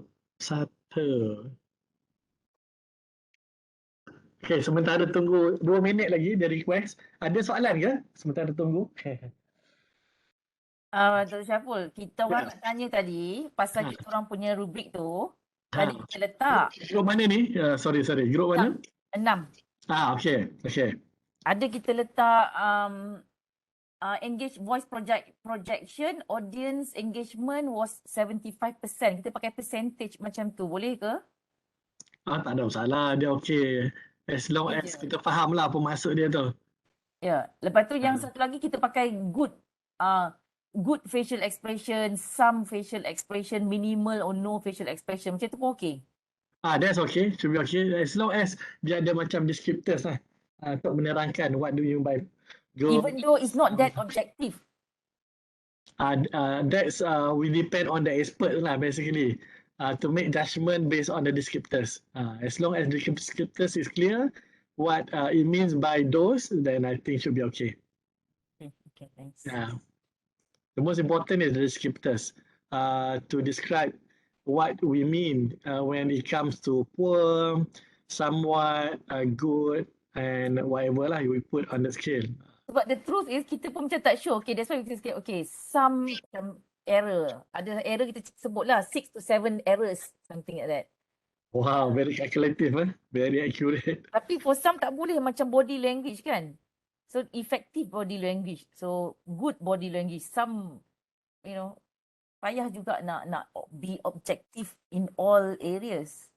Yeah, definitely. That will be challenging. The challenges of rubric is somehow certain things is a bit difficult, but we can describe what we mean by that. And then furthermore, is training needed. If something that is very difficult, complex, for sure, training is a must lah. Not everybody can access certain things. There must be a training. Okay. Alright, thank you. But later on, we will discuss a lot more after the last candidate, because the last candidate will give you different views. So hopefully, yeah. Thanks. Where is group number 1? They discuss so detailed. Okay. Ada coming. Good. Okay. So we'll see the last candidate. I believe the last candidate will give you a little bit different flavor. Okay. So hopefully that will fit the purpose of the last candidate. Let me share the last candidate. So optimize for motion. Okay, where is my last candidate? Okay, so ready guys? So I'm going to play this, and as usual, observe, then go back to your group as quick as possible and come back as quick as possible as well. So, do Asians believe in ghosts? Singaporeans, yes, you all believe in ghosts? Yeah. Basically all Asians believe in ghosts, and I tell you why. I've got proof. Asians, we fall into one of 2 categories. Category number 1, we have either personally seen a ghost, But if we have not seen a ghost, we fall into category number 2. We know somebody personally who has seen a ghost. Am I right? Am I right? Yes. Ma'am, have you seen a ghost? No. Do you know somebody personally who's seen a ghost? Yes. Sir, have you seen a ghost? Yes, yes. I could go on all night. I could go on all night. We could just go through here. Everyone, same thing. Same category. Same category. Which is why basically, generally, Singaporeans, Malaysians, Asians, when we watch these horror movies from Hollywood, we are not impressed. Because Americans don't know how to make horror movies. You see how stupid the American horror movie is? How stupid is it? Okay, an American family, they move to a new town, they're looking for a new house to live, so they're walking around with the housing agent, then they come across one abandoned house. And the house sitting alone by abandoned, there's creepy crying, vines climbing over, there's cobwebs everywhere. Then they ask the housing agent, oh my God, what happened to that house? Then the housing agent tells them the story. 25 years ago, a little boy killed and slaughtered his whole family. They say he was possessed by the devil. And then what did the American family say? Oh, that's interesting. Let's go have a look at the house. And basically Asians, we like, hey, bodo.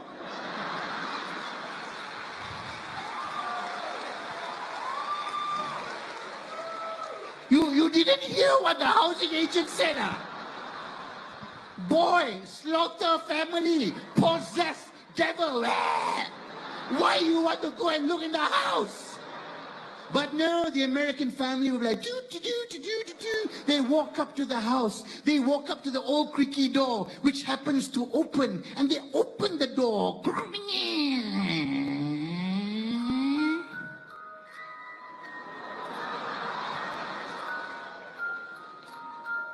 And they say something really stupid. Hello?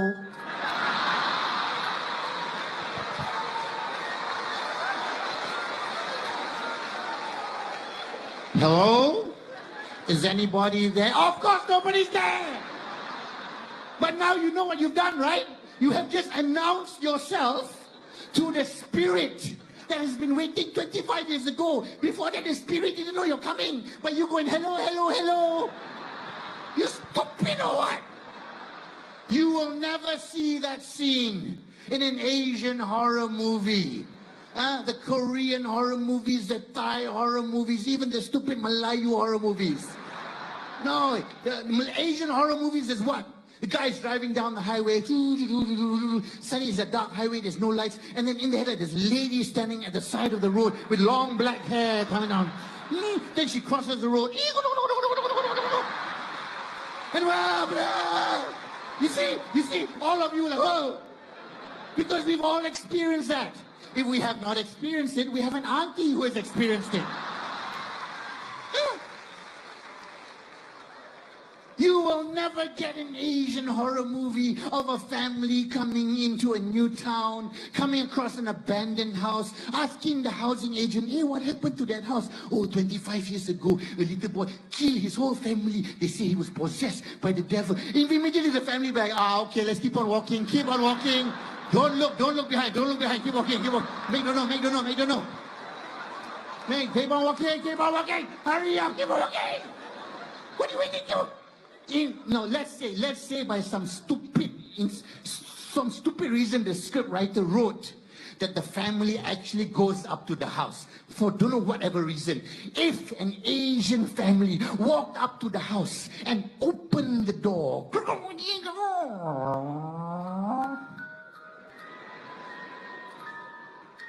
they will stop. They will close the door.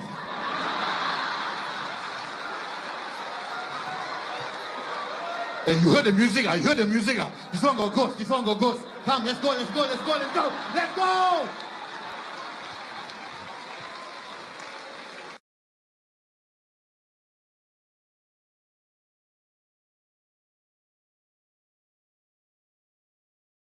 Watch television nowadays. Nowadays TV, I tell you.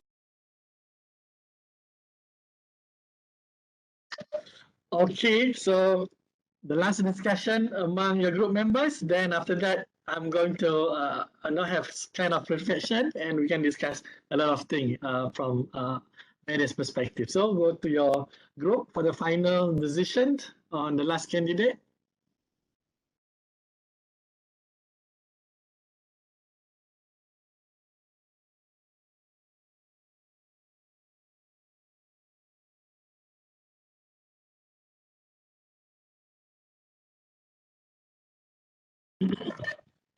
So any group that already now have done with your writing, so any of your representative, you can scan the code, or maybe I should, let me copy and paste.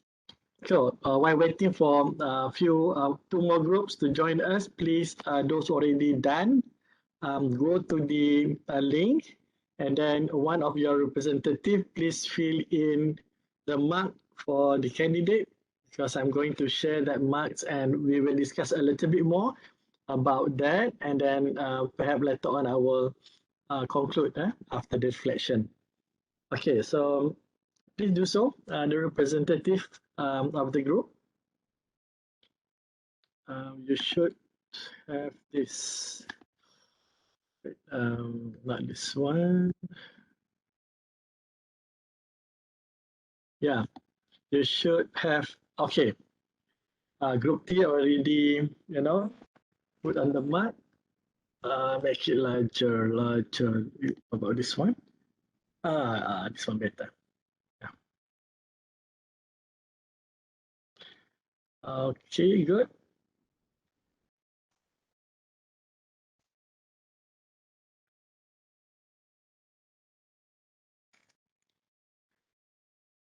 So this one is average mark.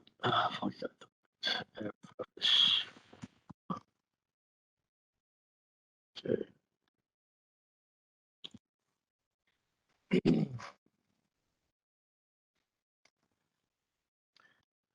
Okay. Where is the chat?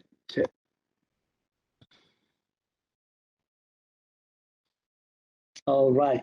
So we are waiting group 1 and group 6 to contribute their marks. Alhamdulillah. So, wow, group 2, group 3, group 4, 100% for Haris Iskandar. Wow, okay. Not bad.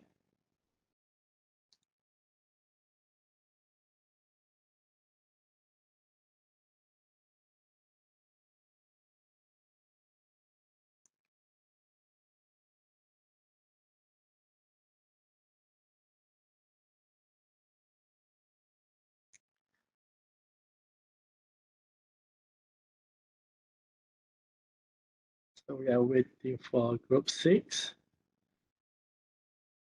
Let me copy and paste again. Okay, group 1 and group 6. Here is the link. If just in case you missed the link that I shared before. Okay, coming.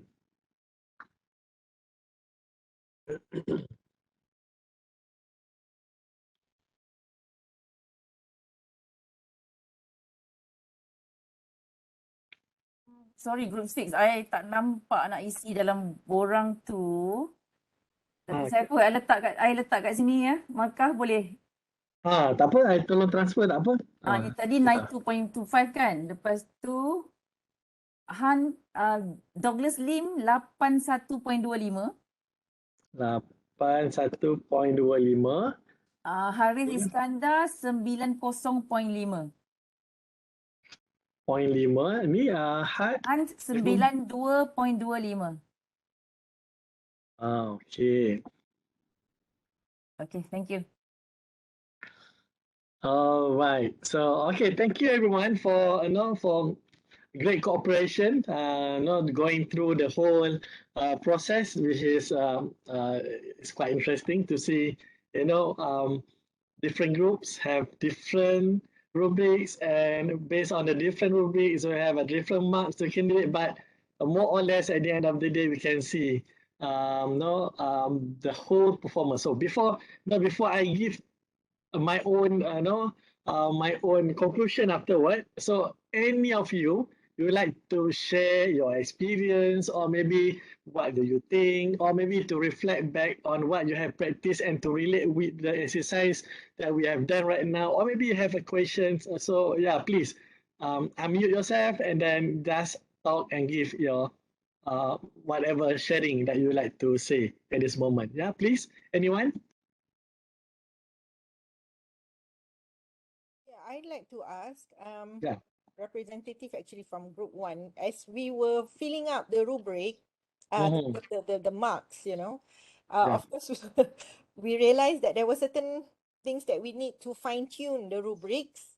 Okay. That's one. And then suddenly, and secondly, we realized that there were some gray areas that we couldn't agree upon in a way. So Okay. yeah. Is that you asking or just a sharing? I'm actually asking, you know, it's like, is that possible actually in a way? I mean, oh no, but actually in USM, we would have to get through the assessors, right? Yeah. So once it is, what do you call it? Confirmed or attested to, we cannot change the rubrics, right? Yeah, one is endorsed, usually with vet, isn't it? The rubric. Yes, correct. Yeah. Oh, okay. So that's the thing, you know, sometimes being humans is like we realize, oh no, actually there's some things that can be, it's a trial and error kind of thing in a way, because when you get your students' answers, for example, then you realize, oh, there are certain parameters that's actually not included in the rubrics, in a way. Okay, So okay. take a note and you have to amend it next semester, is it? Some opinion from you, please? Okay, so basically, if you're looking at the guidelines, there's, when you compare the rubrics with the real performance of the students, you can go for three things, First is basically it helps you to reflect on how well the rubric that we prepared, that already endorsed at the school level usually, or maybe at department level, depending on your setting. And it's, it's a official document. Definitely for that exam, we need to use whatever we already endorsed. But for the next exam, you always ask for the quality improvement as usual, the CQI part. So basically, all this rubric, when you compare, you can revise any of the rubrics, and then you can even rethink whether the scale that we use is something that we can improve further, and then perhaps we can adjust, readjust anything that we find that there are certain gray area that we haven't covered before, but now I think with the experience that we have with the real performance of the students, that we can improve and make it clearer based on whatever performance that we compared to in terms of our rubric with the student performance. Yeah, I think there's a quite common practice to improve our rubric after the exam, but during the exam, usually whatever we have endorsed, we have to follow. But in our practice, in BPSP, we have a kind of, when we develop our rubric, there is always some note we put any other any other aspects that relevant to the answer. I do not know whether you have that, but in our practice, particularly in my department, we have a note over there. We have the rubric, but at the end, we have any other relevant that the expert think that might worth to be considered for the mark. So Dr. something Saiful, like that. yang itu under different criteria ke, or dia under one of the criterias? One of the, for example, content, for example, content, we take content, we have the expected things, but at one notes, we put any other relevance, content that is worthwhile to be considered. So That for is every expert judgment. criteria, you can put that for every criteria. Don't put everything lah, basically, but any place that is relevant to that context. Okay, Yeah. faham, thank you. Not everything lah. Everything nampak macam is tak buat kerja betul. pula kan. Kan tak boleh lah macam tu. Certain things, the nature is like that because of the nature. Because of the nature, but there are certain fixed, for example, let's say fixed content. If you're talking about certain theory, definitely you have to, the theory must be must be the theory. It's not going to be any other, theory that relevant, isn't it? Because we are talking about the theory. So that is a kind of fixed facts or maybe fixed content. Usually kita tak put lah that kind of statement, but something that is flexible, dynamic, and there is no room for student to give a justification that relevant to the context. That will be useful to put that note just now. A rubric student expectation to what they should achieve for the assessment. Yeah, I think most of, if I can say, the best practice always always encourage us to, to share what kind of expectation from us to the students in terms of the assessment task, in particular the continuous assessment.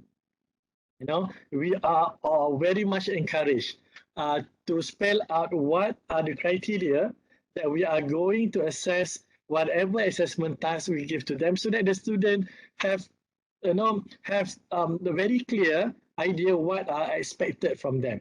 So yes, very much encouraged.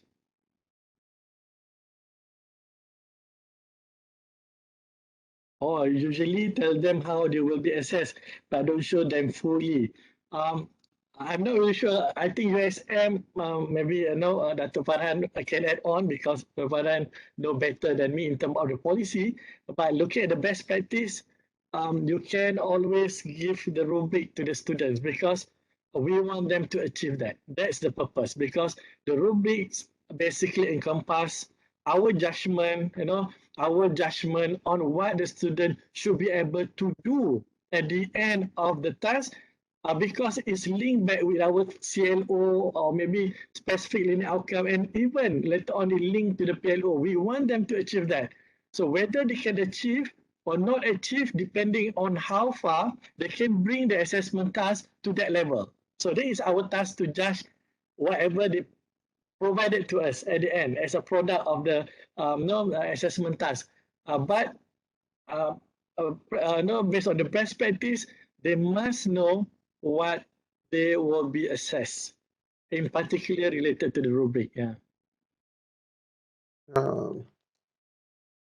Dr. Saiful. Yeah, go ahead. Yeah, okay.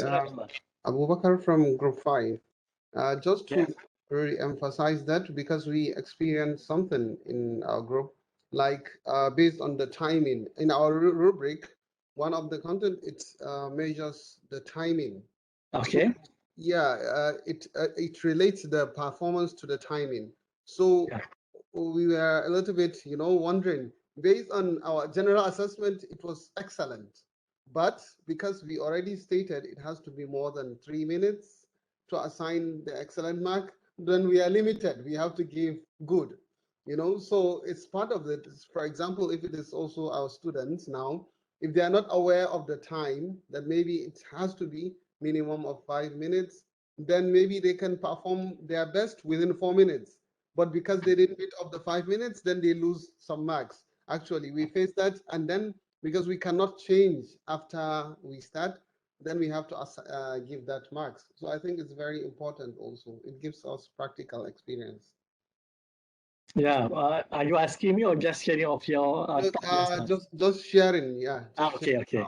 Yes, thank you. Yeah, I do agree, because not every task, because it's related to competency, then not to be competent, there are certain duration, or maybe certain there are certain requirements. For example, let's say if you are competent, you should or you must do this within certain times, for example 5 to 7 minutes in terms of performance. Or maybe in writing, you should be able to summarize within 500 words. Or maybe, when you're presenting, you must be able to present whatever your findings either within 30 to 45 minutes. So this is basically the punctuality, or maybe the meeting the requirement that we want for any competent candidates in delivering, or maybe in showing the ability of that particular competency. I think that is something has been widely practiced. There's no difference in terms of either in Malaysia or even outside Malaysia in that context. Yeah. Yes, anyone else that would like to say something based on our experience? Now, just I would like to ask everybody, when you look at the Harris, when you look at Douglas and Hart, do you have any kind of bias? Any of you feel because the content is very local, relate to us because Harris bring the local very local thing that we can relate with our experience. But Douglas Hart sometimes it is particularly hard. They're talking in their own context, which is not relatable to us as an assessor. Does that kind of that kind of context influence your judgment? Anyone of you would like to share on that note? Depends on the rubric, Saiful. I think for Okay. our group 7, we do include that as our rubrics because we Okay. feel a stand-up comedian must understand must understand the audience. So the choices of punchlines and storyline must be easily understood and make people laugh. So they have to find a punchline that that is sort of familiar to the audience lah. So bukanlah bias, tapi it is actually part of the rubrics. Itu pandangan kami that we discuss about it. That's why Haris punya was easily understood. Maybe dia punya audience pun was Malaysian lah. And Hart tadi tu was a bit not as effective lah in that way. So the bias can come from the rubric juga actually. Depends whether you want to put it or not. That's our thoughts. Thanks. Okay, thank you, Alto. Any other experience, that because I can see group 7 give very low mark on that, and even group 1. Saiful, Grace here, Group 3, but this is just my own personal observations. Because I work on literature, and which is very subjective sometimes because we have performances, kan? And so we can see here, I mean, my question has got to do with objectivity, because you can see the different groups have their own criteria, they judge differently, but you can see that the marks in the end are quite different, especially for Douglas and Hart. Some give quite low, some give quite high, right? So my question has got to do with objectivity. If 2 lecturers are working on the same kind of assessment, let's say a performance, right? But it is interpretative based on subjective how the lecturer views whether the performance is effective enough. How do we regulate that so that our marks are not too different? That is my concern. Thank you. In fact, one of the what I think I'm going to talk about this because it's related to the judgment errors. Judgment errors from the judges or maybe the examiners, and one of it is basically the calibration. So the calibration between 2 assessors is very important in the performance-based assessment. Definitely. Even though it's same rubric, just like you said just now, sometimes if we do not calibrate our expectation as well as our familiarity with all the criteria or all the descriptors in the rubric, they might have misinterpret and disagreement between the 2 judges, even though we are using the same rubric. That's why the role of calibration in the performance-based assessment is very, very important. And how do we do that? Example of now is basically we are doing calibration. This kind of training is somehow is one way of calibrate. We show certain things for them just to have their own way of now I know what I expected from the candidate, if this kind of candidate, the weak candidate, and how can we use those rubrics effectively in the future as a team, something like that. Okay, thank you very much.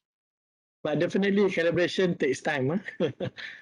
But that is the recommended practice, to have calibration between assessors, and that's what we do in medical school, because we have a lot of performance-based clinical assessment, and before the exam we calibrate between the examiners, because we depend on rubric a lot, and the patient, depending on who is the patient, and the calibration between the examiner before the exam is really important. Yeah, that's our own experience in terms of the calibration. Yeah. Sorry, Dr. Saiful, just for me to get a better understanding. You mean, therefore, okay, the rubric, as mentioned just now, it is settled, right? It is something that is not, it is not, once it's vetted, it cannot be changed. But the calibration, in a way, that is fluid. Yes. As long as you discuss within the parameters of the rubric, you right? I got it right. Yeah, I mean that calibration means that we want to train the assessor on what we mean by the rubric in terms of the descriptors. So they know exactly, because sometimes, even though it's same statement, but sometimes we interpret differently, because one is our exposure will be different before. Second, maybe our own experience not similar at anyone, even though we are in the same field. The third one, maybe the same word might be interpreted a different way in a different perspective. So I think the judgment of our of the descriptors will be differ if not calibrated. So that's why calibration is really essential for that. Okay, can I ask one more question? Because it's from the chat. I find it very interesting. I've never shared. No, I have shared the rubrics with the students, but I never discussed in a way with them. It's like we among lecturers discuss in our co-lecturers, and then we get it vetted, and then we present it to the students. What is your opinion about discussing the rubric with the students? Oh, you mean that you get input from the students, isn't it? Yeah. What's your opinion? Yeah. Okay, so basically, usually in terms of the content, the experts know better than than the students.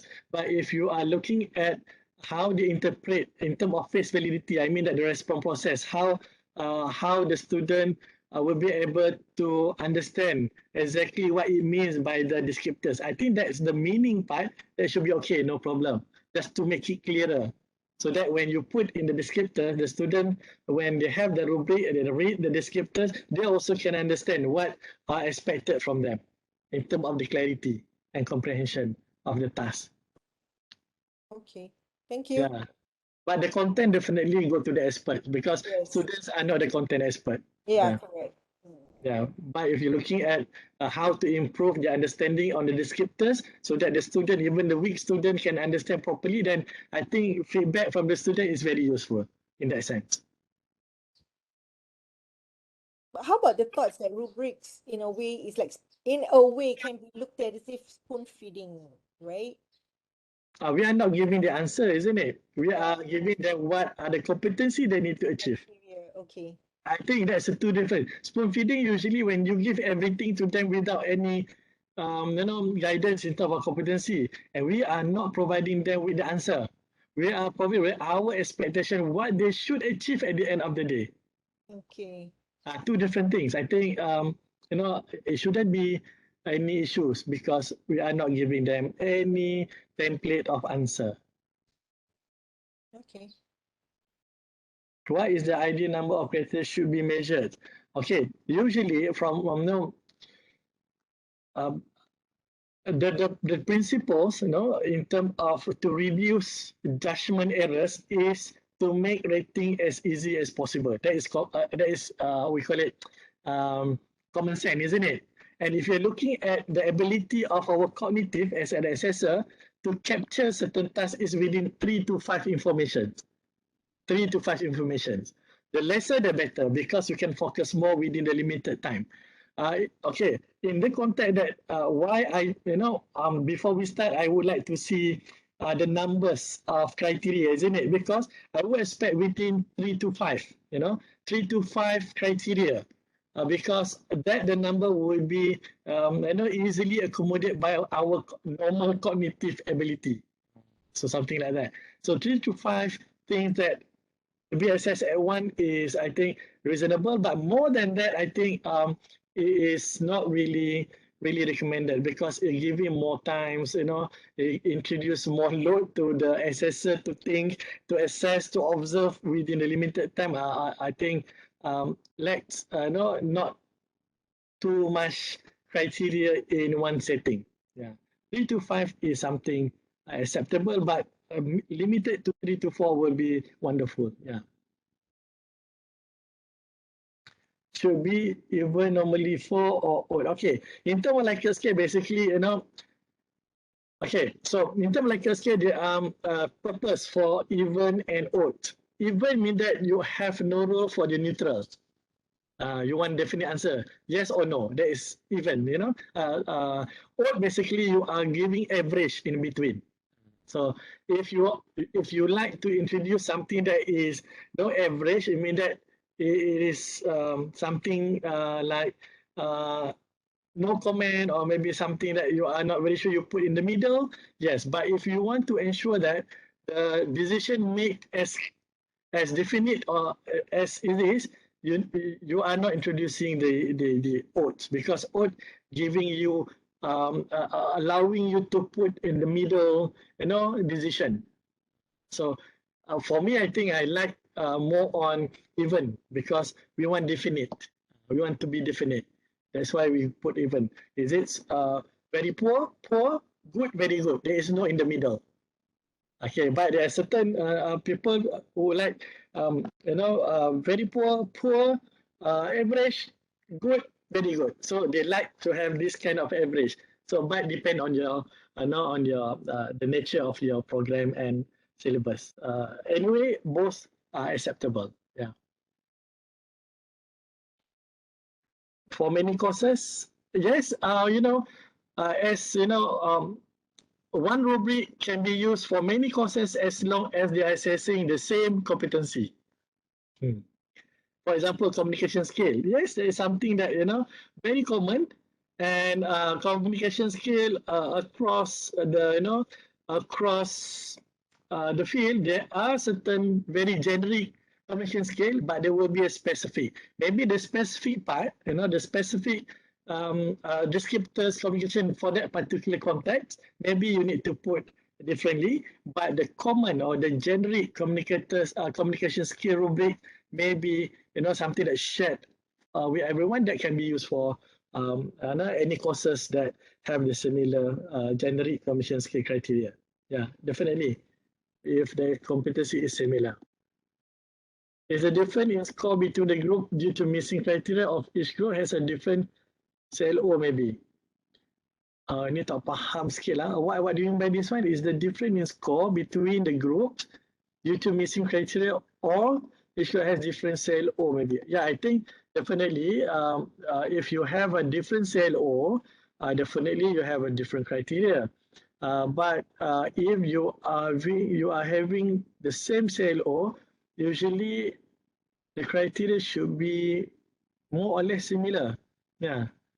And then missing criteria shouldn't be, you mean that something was not considered in your criteria, isn't it? But later on you find out, okay, we missed something. I mean, we all assess the same videos. Oh yeah, I think maybe the adequacy of the criteria to assess the whole performance based on the CLO. I think that one, isn't it? Yeah, definitely. If you miss certain criteria, or maybe that did not fit well with the purpose, then definitely it will be different. Range mark level 1 to 2 marks. Okay, that is up to you. You can define what do you mean by level 1. It's up to you. That's fine. That is, we leave it to the expert to define. But as a whole, level 1, level 2, level 3, these are the descriptors. But how many marks you want to give to level 1 is depending on your expert judgment, or maybe a consensus of the expert in the field. That's okay, no problem. How we avoid that? How we avoid? That's why we need to have a consensus rubric discussed at not at central level, or maybe at your respective expertise level. That's why we need to harmonize the rubric. It means that we need to discuss with our colleagues who are maybe co-teach or maybe involved in the teaching or maybe involved in the assessing of the student. Usually we have to have a common rubric for anyone that in the program. We should not allow rubric based on teacher. There is something try to avoid rubric based on the teacher. So every teacher have their own rubric even though CLO similar. So try to avoid that. Try to avoid that because it's not the best practice. Okay, it's already 12:30. Wow, time. Yeah. Boleh Yes. saya tanya satu soalan? Boleh. Untuk Prof punya opinion, in your opinion, USM should come up with their own like rubrics books because some of the assessment is quite similar. You try to assess the same attribute because the rubric is already vet, is already calibrated. So some university, they already have their own standard rubrics that the staff can pick up and apply to the lecture, to the assessment. Okay, I think you mean that there are certain common rubrics. Yeah. For example, let's say, go for hebat lah, for example, hebat rubric, because everybody are required to say hebat, isn't it? In our students. So yes, if like something that is common to everybody across the school and programs, I think yes, that kind of competency that can be we can have a common rubric for anyone. But there are certain things that are very specific to program or to the course. I think that cannot be centralized. So I think depending on the nature of the program as well as the nature of the competency that we want to assess, at the program level, I think to have a blanket rule, no. But in terms of if you're selecting certain generic things that we can share across the schools, the programs, I think that would be a good idea. It's just for the general one, for the specific to go for the school, because sometimes we just pick here and there from the Google to use to assess the student. Okay, Prof, thank you so much. Okay, so maybe let me conclude. I hope I can conclude, but you can always ask me at the end of my last slide, don't worry. So I think just to recap, basically what you are doing now is about a scoring guide. Remember what you produce is scoring guide for us, okay, to evaluate students' performance. I mean that the candidate performance. And then remember that you have range of criteria, isn't it? And at the end of the day, you come up with a numerical score, a numerical score. And we hope that the numerical score will represent and reflect the competency that we have defined in the rubric. So it's our hope. But that's why we really need to, go back. Oh, sorry, not this one. Okay, really need to revise and rethink whatever we have done just now. I think it's just a summary, whatever you have done just now. The step, I think you did determine the LO, then you are coming out with a measurable criteria and change it to descriptors. You have a rubric grid to help you in judging whatever the performance that you are assessing, and then compare student work to a rubric. That is what we are doing just now with Harry, Douglas, and Hart just now. And at the end of the day, the best thing about this process, we can always revise the rubric based on our experience with the student work, and we are always can rethink the scale after the exam, maybe after what we have given to the student, and we can always adjust the scale to make it better and better. So this is something, the beauty part of having established rubric and continuous quality improvement of the rubric, revise, rethink, and adjust accordingly. And if you are looking at the example, you have something analytics, everything one by one, but sometimes it's holistic. You define the level and you put what the criteria over there and you make judgment later on, you change it into score. That is acceptable practice as well, analytic and holistic. So you can use both. And from the literature, if you properly develop any any approach of the rubric, the reliability, the validity will be almost similar. Okay. Slide. Yes, I can share slide. Don't worry. I will give link for you to download. And then we are talking about examiner judgment. Remember, any examiner usually have generosity bias. We tend to give more mark because kesian whatsoever. But rubric will help us. Rubric will help us to calibrate somehow to bring down our bias. Sometimes within us. And then without rubric, we often fail to detect serious discrepancy. That's why the rubric will help us to detect what would be the serious discrepancy, particularly unforgivable errors. Something that. And then imprecise imputation, if we do not have a rubric, so rubric help us to make our judgment better and more accurate in terms of precision. And last but not least, we are able to discriminate who is competent and who is not competent based on the rubric, because we are prone to poor discrimination if we do not being guided by any of the rubric. So it is about examiner judgment and what are the sources of errors. Okay, because because we are human, definitely we are not we are not so immune to errors. So basically, we need to identify of the sources. The first sources is us, writers. We ourselves is the main bulk of the judgment errors, the source of judgment errors, because we are human. That's why rubric play a lot of roles in making our judgment less error. It maybe there are certain error, but at least acceptable error because we are guided by the rubric. And form and scale, as we mentioned just now, form and scale must be friendly, must be simple enough to be understood by our lecturers as well as our students, because students need to know what expectation from the teachers to the candidates, and the teachers need to know how to use the forms properly and accurately so that the judgment will be less error. And the test item is depending on the nature of the exams. So basically, if it is very subjective, definitely rubric will play a lot of important there. But it's objective, usually rubric not so much, play a lot of role unless the key scoring, just a matter of to ensure everything, the key answer will be inserted properly. And last but not least, is object of rating. It means that the object of rating is the candidates. If you have local candidates, international candidate, the candidate you are very familiar with, and many other things. Sometimes, in our sense, sometimes nampak handsome, nampak cantik sikit, we are, giving mark, pandai bercakap, fasih, blah, blah, blah, kan, the way they express the thoughts, but sometimes the content is not there.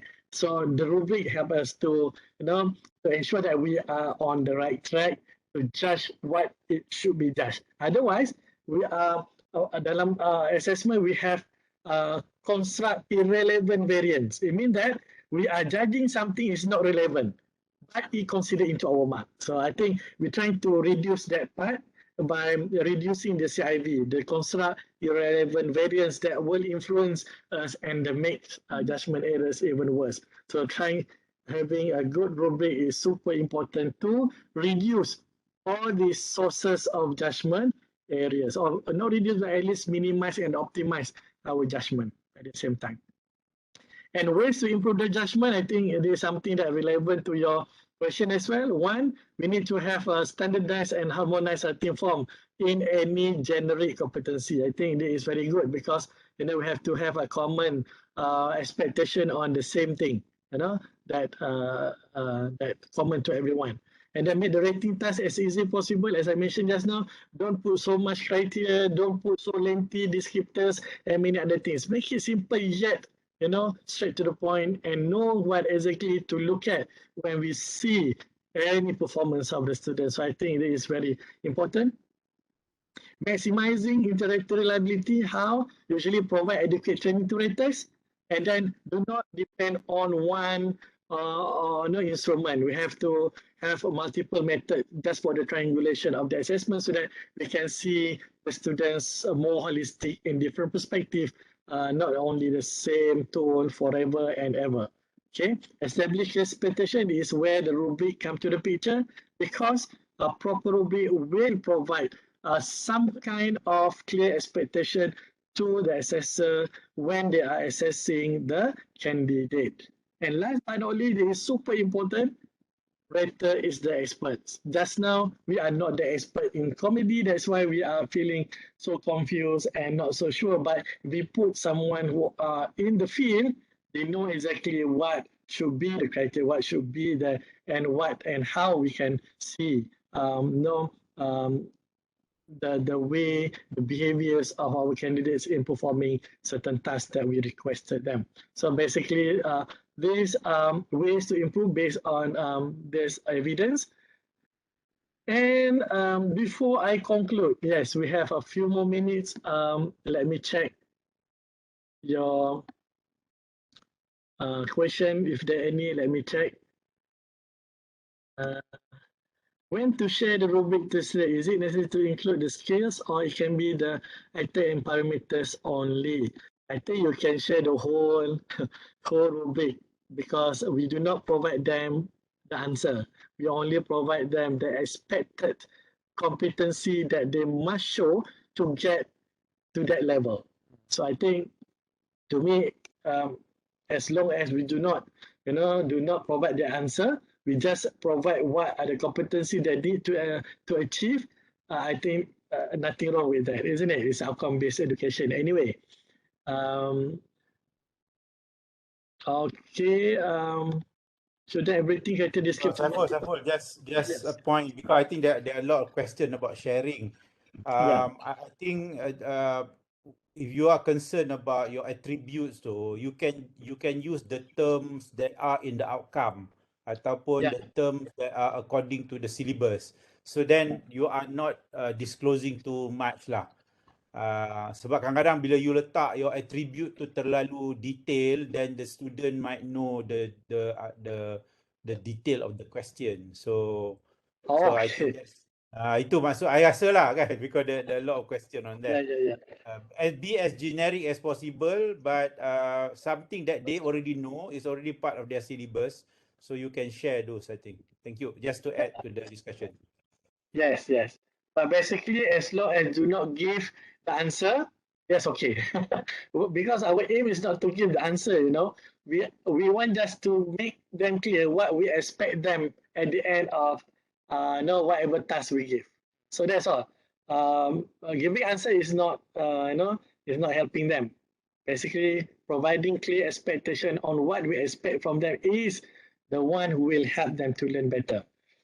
Okay, so I saw someone raise hand, but I didn't see here. Let me check who is raising your hand. Maybe you can, ask question, please.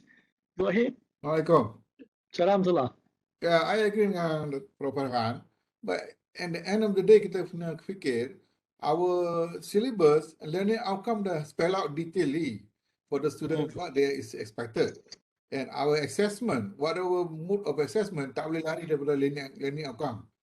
So itu dah jelas dah. So what doesn't matter, but it has to be transparent. For me, whatever assessment kita buat, it should be transparent and should be fair to the student. Yeah, it must be relevant. Another one, relevant. And fairness to the student. Yeah, definitely. That's why I think in Europe they are very transparent with that. But the aim is not to provide answer, but basically provide clear expectation on what we want them to achieve at the end of the day. The learning outcome very important. And kita tidak boleh lari daripada learning outcome. And also the question yang kita buat pun tak boleh lari daripada learning outcome. There are certain people suddenly think datang ilham dari langit, tiba-tiba dia bagi soalan yang tidak ada dalam learning outcome. That should be not fair lah. Yeah, definitely. Okay, so I think let's allow me to conclude the final words. I hope you have you have learned as much as you like to learn. Okay, the first thing I think you go back to constructive alignment. Whatever it is, you need to maintain the constructive alignment, because that will ensure the validity and reliability of the whole assessment design, including the rubrics. And then authentic rubrics, yes, is important, because it will ensure the authenticity of your assessment. I think this is where the authentic rubric comes to the picture. And then there are a lot of standard guidelines. Whatever I share you is, one of the guideline. And why I give and I share with you the guideline that number 4 just now, because that's the simplest and easiest guideline that I always refer to, and I think that is very, very helpful with the description. I think you can always consider other guidelines if you find out that other guideline will be more useful. Is we call it the gold standard guideline. But as long as you have certain guideline to guide you in the process of developing assessment rubric, that will be fine. That's it's not one size fit all. And then remember, assessment drive learning. That's why authentic assessment rubric will drive meaningful learning experience to the students while doing the assessment. And this is something that we call assessment for learning and assessment as learning as well. So I think with that, thank you so much, everyone, for your active participation. And I will paste my the link to download my PowerPoint. You are free to share any platform as you wish. Nothing to hide. You can share as many as possible if you find it useful to your colleague as well. So let me copy and paste. Wait. Okay. Okay, the PowerPoint can be downloaded from here. Okay, so yes, you can download my PowerPoint. You can share whatever form of dissemination. You are most welcome. So that's all from now. If you have any question, please do ask. If not, I hand over to the chairperson. How to scan for attendance?